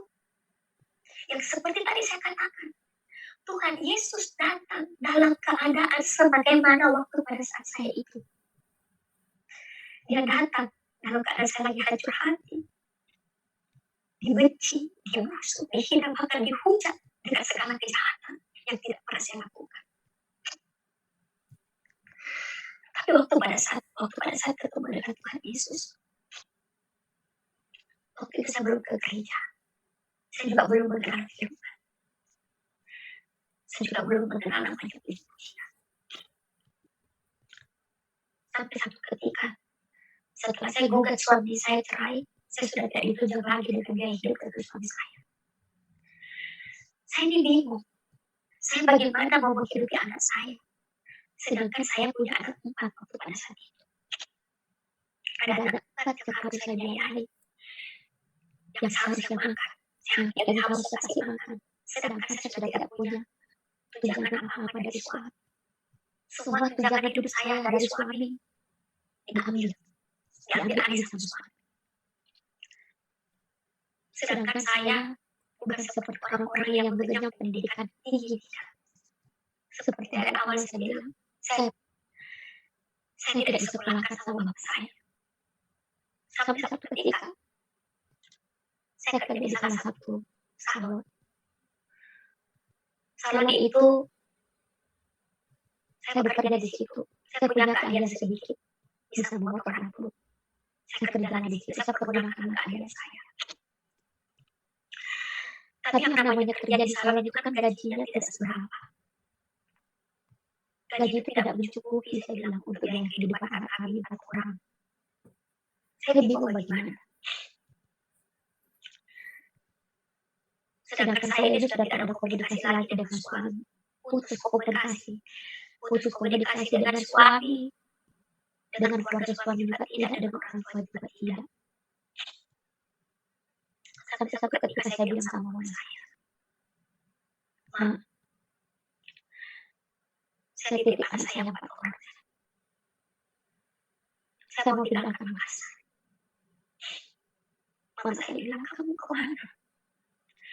Saya mau pergi ke satu tempat, saya bilang, satu provinsi, saya mau bekerja di sana. Mama saya, udah. Yang penting katanya, kamu ingat kirimin apa duit. Jangan kamu di sana enak-enak, di sana kamu menderita. Saya bilang, enggak. Justru saya pergi ini demi mereka supaya mereka hidup. Karena saya sudah tidak dapat pinjaman dari suami. Akhirnya saya pergi. Jadi saya pergi ke kota, yaitu NTT Nusa Tenggara Timur, di daerah Mubere. Di sana saya bekerja di salah satu klub malam sebagai seorang pria.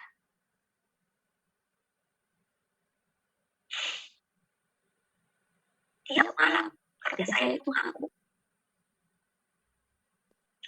Temani laki-laki duduk dalam mabuk. Tiap malam saya bekerja sana seperti itu.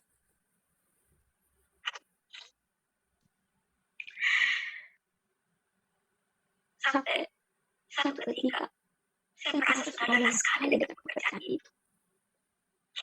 Tiba-tiba malamnya saya dimoki dengan bapak polisi. Ternyata bapak polisi itu orang Makassar, cuma dia tugas di daerah Mubere. Bapak polisi itu bilang, kami orang begitu dia orang Makassar, dia kaget. Kamu orang Makassar? Saya bilang, iya. Bapak saya orang Sunda, saya bilang, mama saya orang Makassar. Gitu. Kenapa kamu ada di sini? Saya tidak jawab dengan bebas. Saya bilang, iya. Saya ke sini kan untuk membiayai hidup anak saya. Pak, saya bilang. Terus Bapak bilang gitu. Terus anak kamu di mana semua? Sedangkan anak saya di Makassar semua bapak-bapaknya. Suamimu, saya bilang saya sudah tidak tahu kemana. Karena kami sudah putus komunikasi, saya bilang begitu. Kurang lebih itu saya putus komunikasi dengan suami saya itu 11 bulan. 11 bulan saya tidak ada komunikasi sama sekali. Nomor HP semua saya sudah hapus. Tapi yang namanya orang yang pernah singgah dalam kehidupan saya, orang yang pernah menjadi suami saya sekalipun nomornya saya hapus, tetap saya ingat di kepala nomornya. Tetap saya ingat. Itu tidak hilang nomornya di kepala. Sampai satu ketika saya bilang, saya lelah, capek dengan semua ini.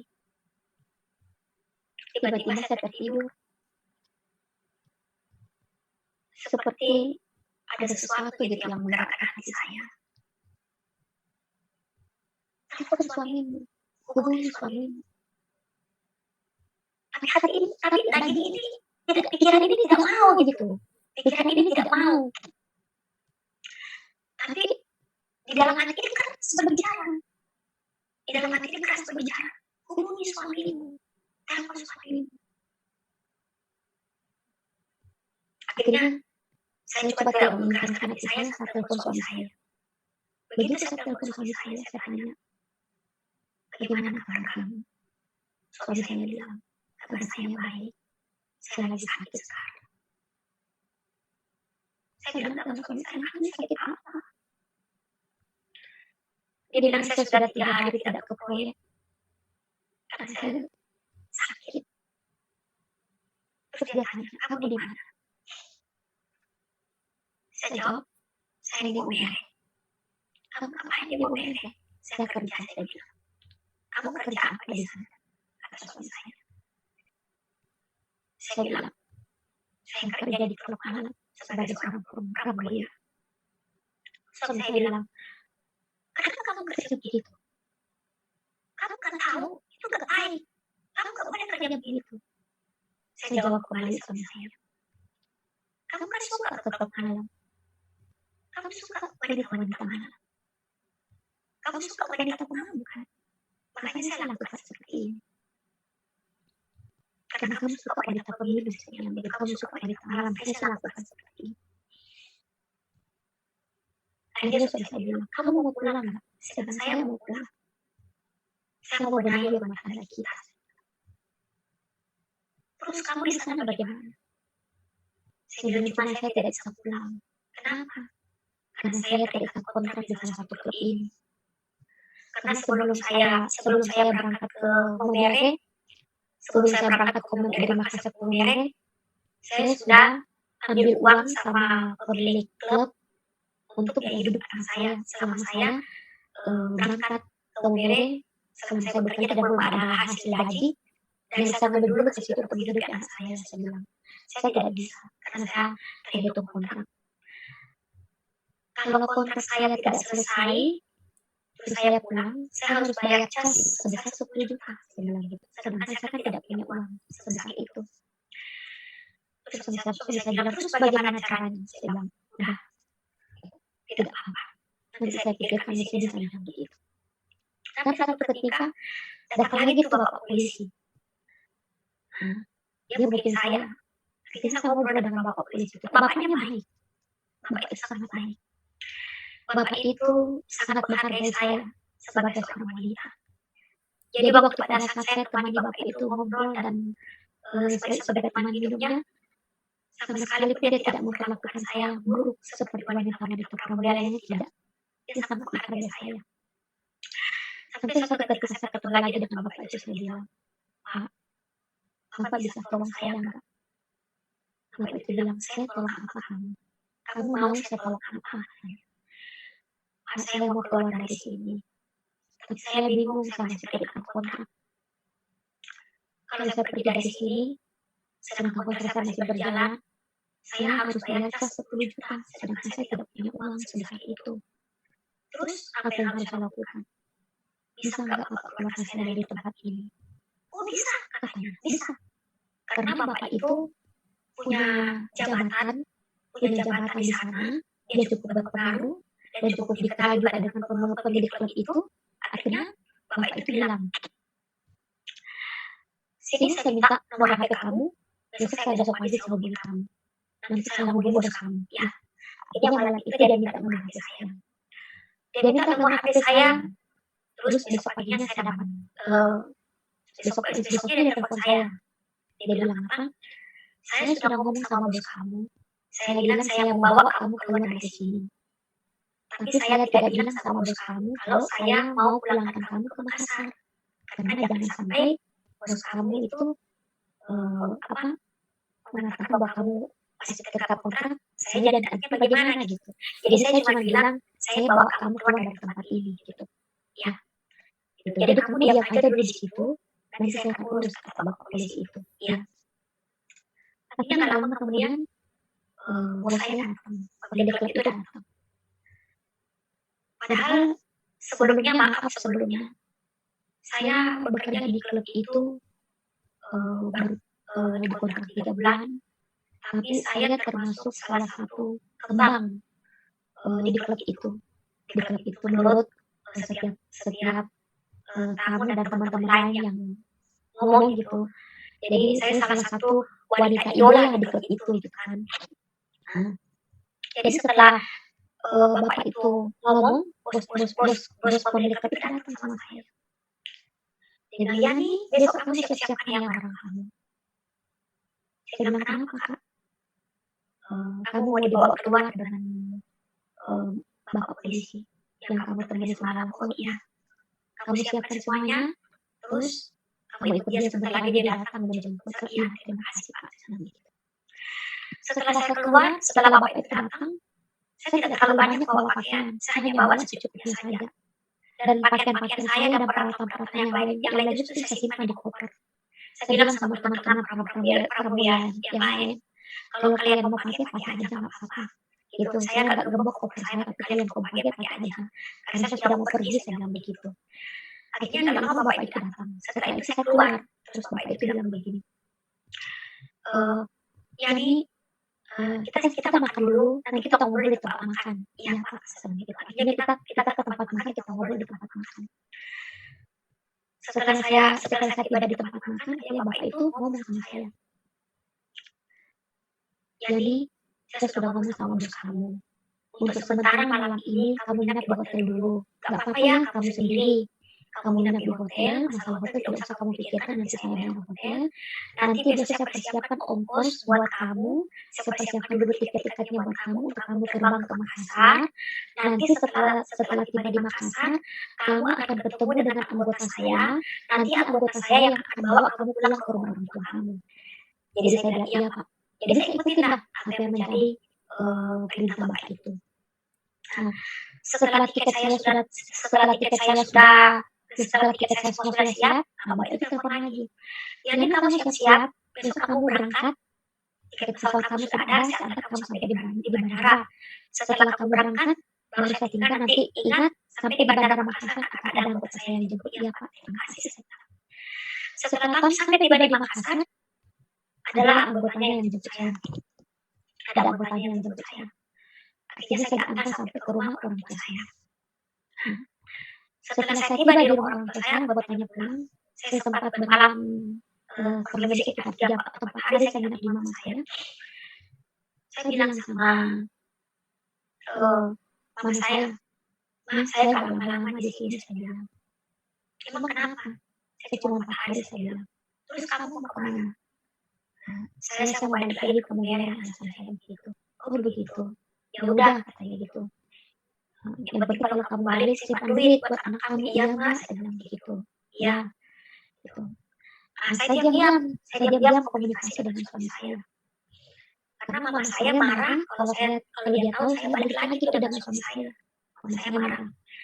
Akhirnya saya diam-diam komunikasi dengan suami saya. Saya bilang sama suami saya sudah tiba di Makassar. Suami saya bilang, terus sekarang kita ini mau bagaimana, saya bilang. Kalau memang kita mau kembali uruk dalam rumah tangga kita, ya udah ayo kita rukun. Tapi kalau memang kamu mau bagaimana, ya saya terserah kamu, saya bilang. Suami saya bilang, tidak, kita harus kembali ke rumah tangga kita. Ah, waktu pada saat itu suami saya tugas di Jakarta. Tugas di Jakarta, suami saya ditempatkan di Jakarta untuk bekerja di salah satu proyek yang sedang berjalan pada saat itu. Ah, akhirnya suami saya bilang, udah kamu berangkat sekarang ke Jakarta. Ya, saya berangkat ke Jakarta. Selama saya di Jakarta, mama saya tidak pernah tahu kalau saya itu sama-sama dengan suami saya. Mama saya sama sekali tidak pernah tahu sama-sama dengan saya sedang sama-sama dengan suami saya. Tapi untuk kebutuhan hidup anak saya, rutin tiap bulan saya mengirim ke mama saya untuk kebutuhan anak saya. Sampai satu waktu anak saya lulus sekolah, saya kirim satu-satu. Sampai satu waktu anak saya kirim, dan sampai semuanya kami kumpul di Jakarta kembali. Nah, setelah kami hidup di Jakarta, saya bilang sama suami saya, ya, saya mau kembali sama kamu, saya bilang. Tapi dengan catatan, kita harus berjanji. Kita tidak saling mengungkit masa lalu. Baik masa lalu saya dan baik masa lalu kamu, saya tidak akan mengungkit lagi. Tapi saya mau kita sama-sama berubah. Kita perbaiki rumah tangga kita. Kita benahi rumah tangga kita. Suami saya bilang iya. Suami saya bilang iya, saya tidak akan pernah mengungkit apa yang menjadi perjalanan hidup kamu waktu saat kita berpisah. Begitu pula juga dengan kamu, seperti yang saya berjanji. Jadi setelah kami kumpul di Jakarta, kami mencoba untuk hidup baru. Kami mencoba untuk memperbaiki semuanya. Kami mencoba mengubur semuanya. Sampai satu ketika semua anak saya kumpul. Saya dipisahkan daripada orang-orang yang membenci saya. Tuhan yang bawa saya ke Jakarta. Tuhan yang pelihara saya di Jakarta. Tuhan yang memisahkan saya dari orang-orang yang membenci saya, dari orang-orang yang mencemooh saya, dari orang-orang yang menuduh saya berbuat jahat. Tuhan yang memisahkan kami di Jakarta. Akhirnya kami di Jakarta hidup suami istri beserta anak-anak tanpa ada keluarga dari pihak saya maupun dari pihak suami saya. Sampai di Jakarta hidup kami sekeluarga dilawat oleh Tuhan.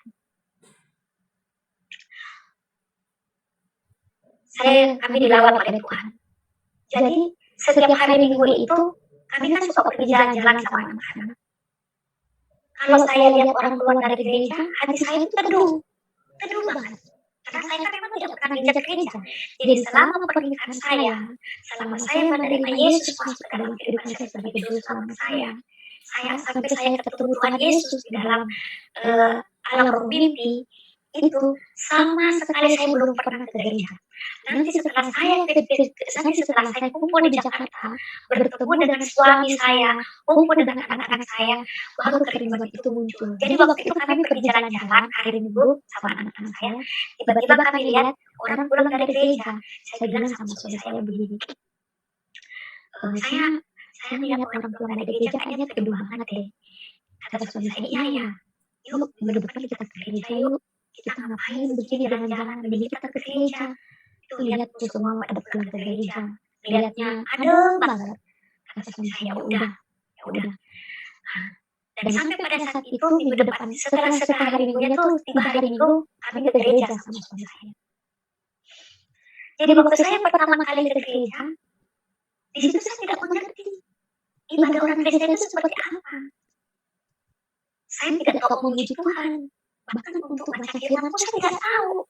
Firman itu kan cukup tebal. Dan saya tidak mengerti kemana ayatnya,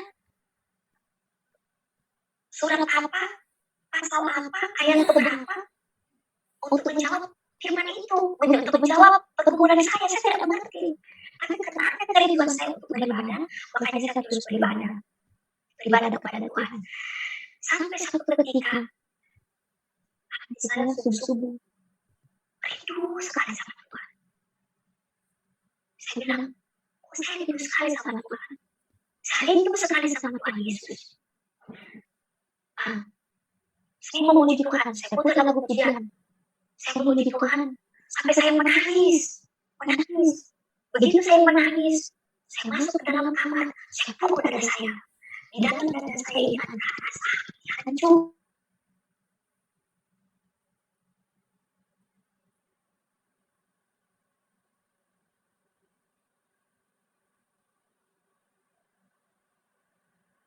Ya, sebentar ya. Mungkin koneksi terputus atau mungkin baterainya ya. Kita menunggu sebentar. Memang kesaksian Ibu Handayani ini agak panjang, tetapi tidak lama lagi selesai. Karena memang apa yang Ibu alami ini benar-benar mengubah hidup Ibu ya. Meskipun luar biasa kalau kita mendengar ya, sampai tersayat mungkin hati kita kejadian yang Ibu alami. Tapi sabar sebentar, kemuliaan Tuhan Yesus akan kita dengar dan akan kita saksikan malam ini. Sebentar kita menunggu, tersambung lagi dengan Ibu Handayani ya. Sabar.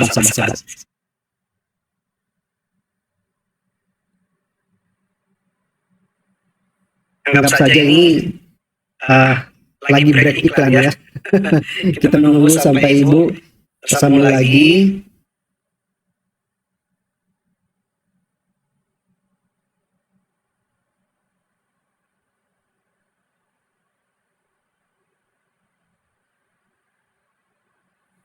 Ya, kita menunggu sebentar ya. Karena sahabat-sahabat yang sedang menonton pada malam hari ini sudah cukup lama ya, 1 jam lebih ya, dan sangat disayangkan jika putusnya di sini. Nggak sama lagi, padahal tinggal mungkin sedikit lagi sudah mau selesai.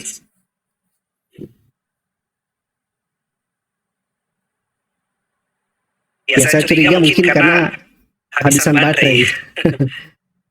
Ya, saya curiga kehabisan baterai karena tadi waktu mulai 80% baterainya.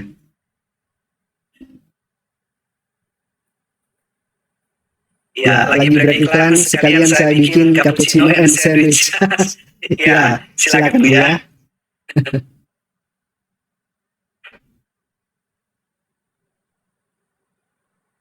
Ya, saya coba kontak Ibu ya.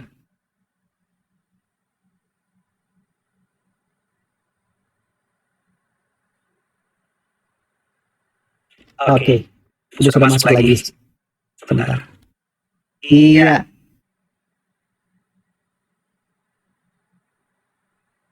Ya, sebentar Bu ya. Sebentar Bu. Iya. Oke, silakan Bu, hidupkan mic-nya, posisi kembali ke tengah Bu ya, duduk di tengah seperti semula. Iya. Sebentar Bu ya, saya spotlight dulu. Tidak lama. Iya, bisa dilanjutkan kembali Bu ya. Bisa dilanjutkan kembali, silakan. Sampai satu ketika saya dilawan Tuhan. Saya menangis. Saya bilang, hancur hati saya. Hancur hati saya bilang, Tuhan ini aku. Ini aku datang kepadamu. Setiap waktu begitu. Setiap pagi, saya rindu untuk memuji Tuhan. Begitu saya memuji Tuhan, saya menangis, hancur hati menangis. Sampai saya pukul dada saya. Hancur dari dalam. Ini di dalam hancur. Saya pukul dada saya. Sampai saya bilang, Tuhan, ini saya. Saya datang kepadamu. Tuhan bilang, buka lagi. Saya bunyikan hati saya. Tuhan bilang, buka lagi. Di situ pertama kali Tuhan Yesus menginjili saya. Waktu pertama saya ke gereja, saya tidak tahu apa itu arti firman. Saya tidak tahu itu firman yang dibahas di gereja. Khotbahnya apa saya tidak paham. Tapi di situ pertama kali Tuhan Yesus menginjili saya. Pertama Tuhan bilang, buka kitab. Saya buka. Tuhan bilang, saya lupa ayat, tapi saya masih ingat sampai saat ini. Tuhan bilang, bukan aku yang memilih, bukan kamu yang memilih aku, tetapi aku yang memilih kamu. Saya hancur hati, saya menangis. Saya tersungkur di lantai. Saya bilang, iya Tuhan. Iya. Saya bilang, iya. Aku datang. Saya bilang begitu. Bukan kamu yang memilih aku, tetapi aku yang memilih kamu. Saya bilang, iya Tuhan, saya datang kepadamu. Tuhan Tuhan bilang, buka lagi. Saya buka lagi. Tuhan bilang, berbahagialah kamu, sebab karena aku engkau dibenci. Sebab karena aku engkau dihina. Sebab karena aku engkau dihujatkan segala jahat. Sebab engkau yang punya kerajaan. Saya menangis. Saya pukul dalam saya. Saya pukul dada saya. Tuhan bilang, kamu akan dibenci oleh semua orang. Kamu akan dihina oleh semua orang. Karena nama saya menangis. Saya bilang, iya Tuhan, ini yang terjadi sama saya. Ini yang terjadi sama saya bilang. Saya dibenci tanpa alasan dengan keluarga suami saya. Saya difitnahkan segala yang jahat. Bahkan orang yang mengasihi, orang yang aku sayangi telah mengkhianati. Tuhan bilang, buka lagi. Saya buka lagi firman-Nya. Tuhan bilang, aku datang untuk memisahkan engkau dari saudaramu perempuan, dari orang tuamu, dari mertuamu, dari saudaramu laki-laki dan saudara iparmu. Ya Tuhan, saya bilang, ini yang salah. Ini yang salah di Tuhan sekarang ini.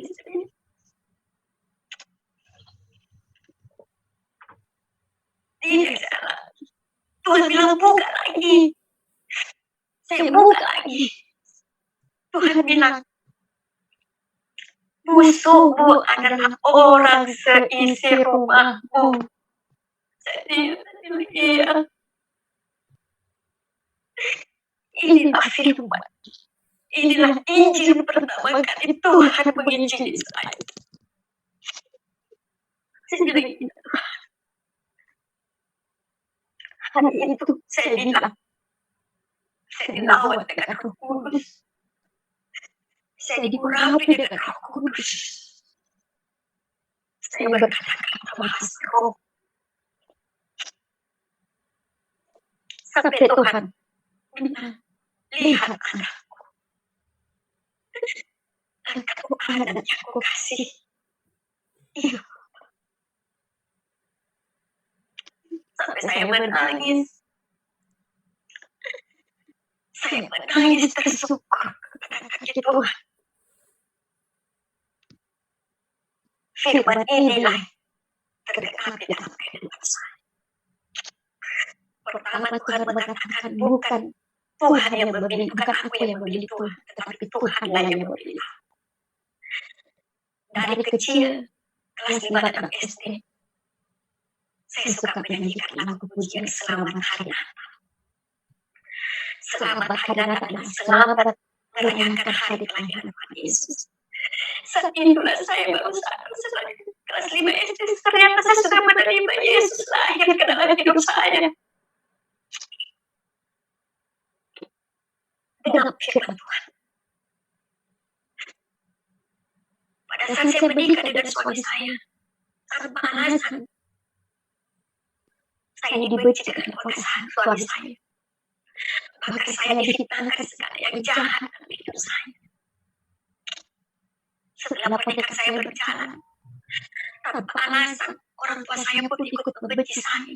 Dengan memfitnahkan saya bahwa saya adalah orang yang berdosa. Padahal saya tidak pernah melakukan kekejian. Tidak pernah melakukan dosa di hadapan Tuhan. Saya merasa waktu itu. Tapi Tuhan bergerak firman-Nya. Tuhan bilang, berbahagialah engkau, karena namaku engkau dibenci, engkau dihina, engkau difitnahkan segala yang jahat. Genap firman.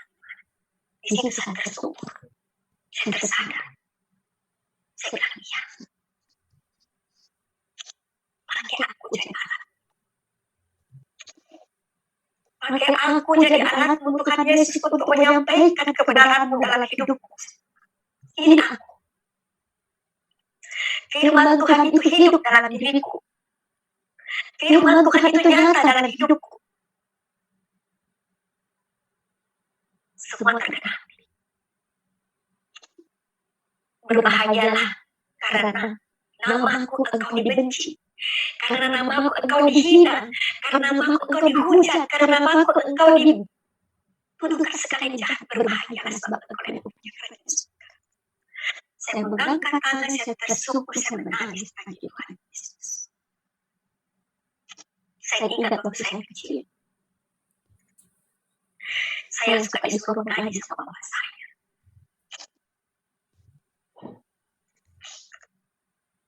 Saya bisa mengaji, saya bisa membaca abjad Al-Quran, karena saya diajar dengan guru mengaji.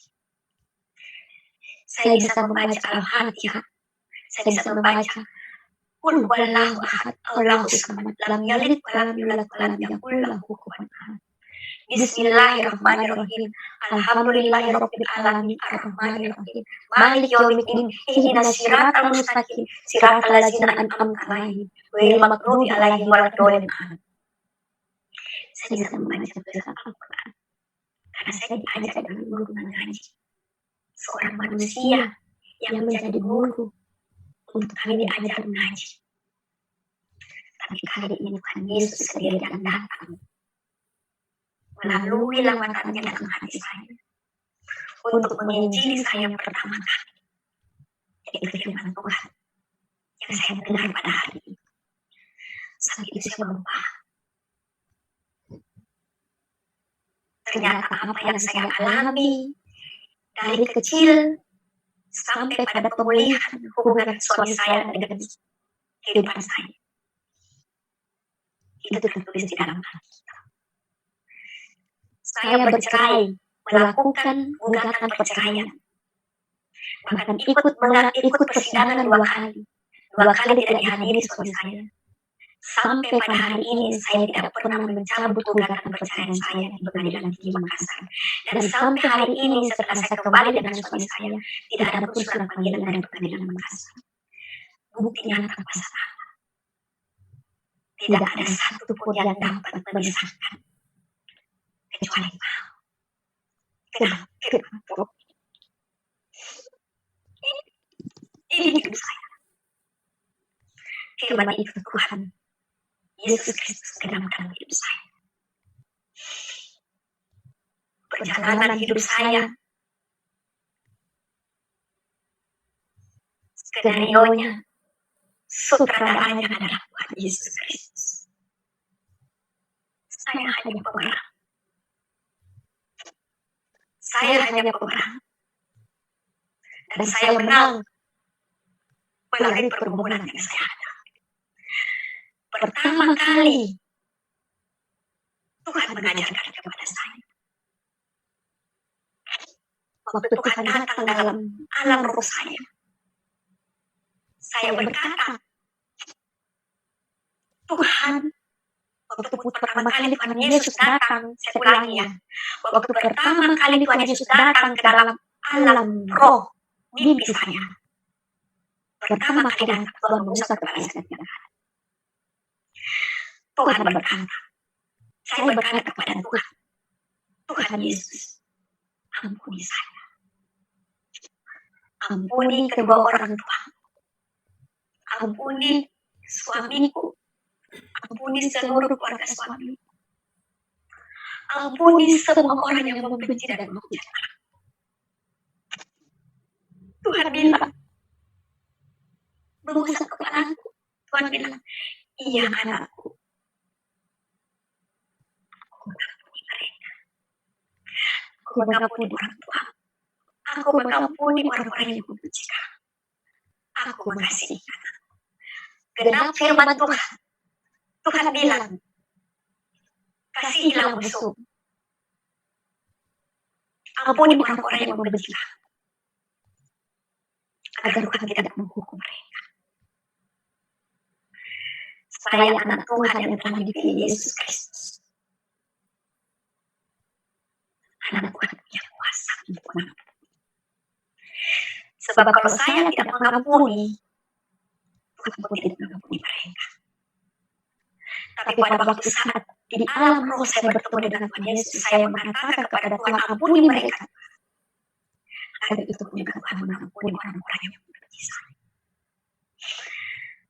Sejak hari itu saya merasakan ada damai sejahtera dan sukacita yang melimpah. Yang tadinya hancur hati, jiwa remuk, benci, sakit hati, dendam, amarah. Sejak hari itu Tuhan melawan saya. Dan itu terjadi semua dalam kehidupan saya. Tertulis di dalam firman Tuhan. Tergenapi dalam hidup saya.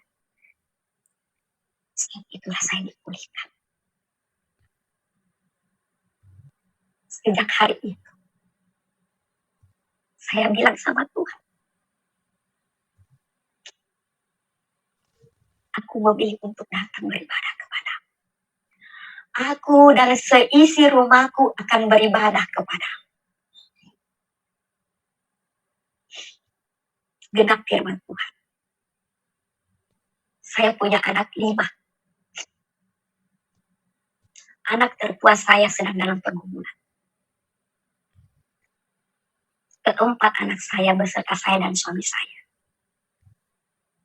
Kami memilih beribadah kepada Tuhan, kepada Allah yang hidup, kepada Allah Isa dan Yakub. Dalam kesaksian hidup saya ini, semua nama Tuhan dipermuliakan. Saya dipilih Tuhan untuk menjadi pemeran. Tetapi skenario-nya, sutradaranya, produsernya, dialah Allah Tuhan Yesus Kristus. Dia Allah yang baik. Dia Allah yang mengasihi hidup saya. Dia Allah yang mengasihi orang-orang yang membenci saya. Dia Allah yang mengasihi orang-orang yang menghujat saya kafir dan murtad. Kalau saya dikasihi sama Allah, siapapun yang menghujat, siapapun yang menghina saya karena nama Yesus, Tuhan akan mengampuni dan Tuhan akan melawan dan Tuhan akan menyelamatkan engkau seperti saya diselamatkan pada hari ini. Inilah kesaksian saya. Sebagaimana perjalanan hidup saya. Sebagaimana Tuhan telah memulihkan keadaan saya. Dan sampai pada hari ini, saya rindu dipakai lebih lagi dan luar biasa oleh Tuhan Yesus untuk menjadi anak. Terima kasih. Ya, baik teman-teman. Itu dia tadi kesaksian yang luar biasa ketika percaya kepada Kristus sebagai Tuhan dan Juru Selamat dalam hidupnya. Ya teman-teman, ada renungan yang saya mau bagikan kepada teman-teman dalam Yohanes pasal 14 ayat 1 sampai 14. Janganlah gelisah hatimu, percayalah kepada Allah. Percayalah juga kepadaku. Di rumah Bapakku banyak tempat tinggal. Jika tidak demikian, tentu aku mengatakannya kepadamu. Sebab aku pergi ke situ untuk menyediakan tempat bagimu. Dan apabila aku telah pergi ke situ dan telah menyediakan tempat bagimu, aku akan datang kembali dan membawa kamu ke tempatku, supaya di tempat di mana aku berada, kamu pun berada. Dan kemana aku pergi, kamu tahu jalan ke situ. Kata Thomas kepadanya, Tuhan, kami tidak tahu kemana engkau pergi. Jadi bagaimana kami tahu jalan ke situ? Kata Yesus kepadanya, Akulah jalan dan kebenaran dan hidup. Tidak ada seorang pun yang datang kepada Bapa kalau tidak melalui aku. Sekiranya kamu mengenal aku, pasti kamu juga mengenal Bapakku. Sekarang ini kamu mengenal dia, dan kamu telah melihat dia. Kata Filipus kepadanya, Tuhan, tunjukkanlah Bapa itu kepada kami. Itu sudah cukup bagi kami. Kata Yesus kepadanya, telah sekian lama aku bersama-sama kamu, Filipus, namun engkau tidak mengenal aku. Barang siapa telah melihat aku, ia telah melihat Bapa. Bagaimana engkau berkata, tunjukkanlah Bapa itu kepada kami. Tidak percayakah engkau bahwa aku di dalam Bapa dan Bapa di dalam aku? Apa yang aku katakan kepadamu, tidak aku katakan dari diriku sendiri, tetapi Bapa yang diam di dalam aku, dialah yang melakukan pekerjaannya. Percayalah kepadaku bahwa aku di dalam Bapa dan Bapa di dalam aku, atau setidak-tidaknya percayalah karena pekerjaan-pekerjaan itu sendiri. Aku berkata kepadamu, sesungguhnya barang siapa percaya kepadaku, ia akan melakukan juga pekerjaan-pekerjaan yang aku lakukan, bahkan pekerjaan-pekerjaan yang lebih besar daripada itu. Sebab aku pergi kepada Bapa, dan apa juga yang kamu minta dalam namaku, aku akan melakukannya, supaya Bapa dipermuliakan di dalam Anak. Jika kamu meminta sesuatu kepadaku dalam namaku, aku akan melakukannya. Ya, firman Tuhan luar biasa ya teman-teman. Ya, memang dalam hidup ini ada banyak hal yang membuat hati kita gelisah. Baik itu masalah keluarga, ekonomi, kesehatan, masa depan, bahkan rasa takut akan hari esok. Tetapi dalam Yohanes pasal 14 ayat 1, Yesus Kristus berkata dengan lembut, "Janganlah gelisah hatimu, percayalah kepada Allah, percayalah juga kepadaku." Teman-teman yang terkasih, perkataan ini bukan hanya untuk para murid-muridnya pada waktu itu, tetapi juga untuk kita hari ini. Tuhan tahu bahwa hati manusia sering dipenuhi kekhawatiran, namun Yesus mengundang kita untuk datang dan percaya kepadanya. Tuhan menyediakan tempat bagi kita. Yesus berkata bahwa di rumah Allah Bapa ada banyak tempat tinggal. Ia pergi untuk menyediakan tempat bagi kita. Teman-teman, bayangkan betapa besarnya kasih Tuhan. Ketika kita masih berjuang di dunia ini, Tuhan sudah menyiapkan rumah yang kekal bagi setiap orang yang percaya kepadanya. Artinya apa, teman-teman? Yaitu hidup kita tidak berakhir di dunia ini. Ada pengharapan yang indah bersama Tuhan. Yesus adalah jalan ketika murid-murid bingung. Yesus berkata, "Akulah jalan dan kebenaran dan hidup. Tidak ada seorang pun datang kepada Bapa kalau tidak melalui aku." Di dunia ini banyak orang mencari jalan menuju kebenaran, mencari damai sejahtera, mencari keselamatan. Tetapi Yesus berkata dengan jelas, Dialah jalan itu. Ketika kita datang kepada Yesus, kita menemukan yaitu pengampunan dosa, damai sejahtera, dan kehidupan yang kekal. Kuasa doa dalam nama Yesus. Nah, di sini Yesus juga memberikan janji yang luar biasa.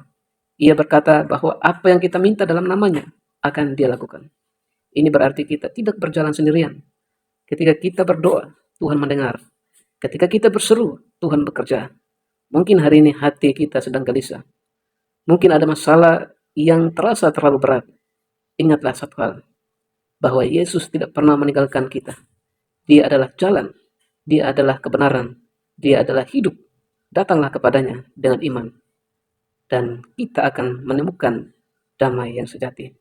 Kiranya melalui firman Tuhan ini boleh memberkati kita, dan kita terus menjadi saksi Kristus dimanapun kita berada. Tuhan Yesus memberkati kita semua. Shalom.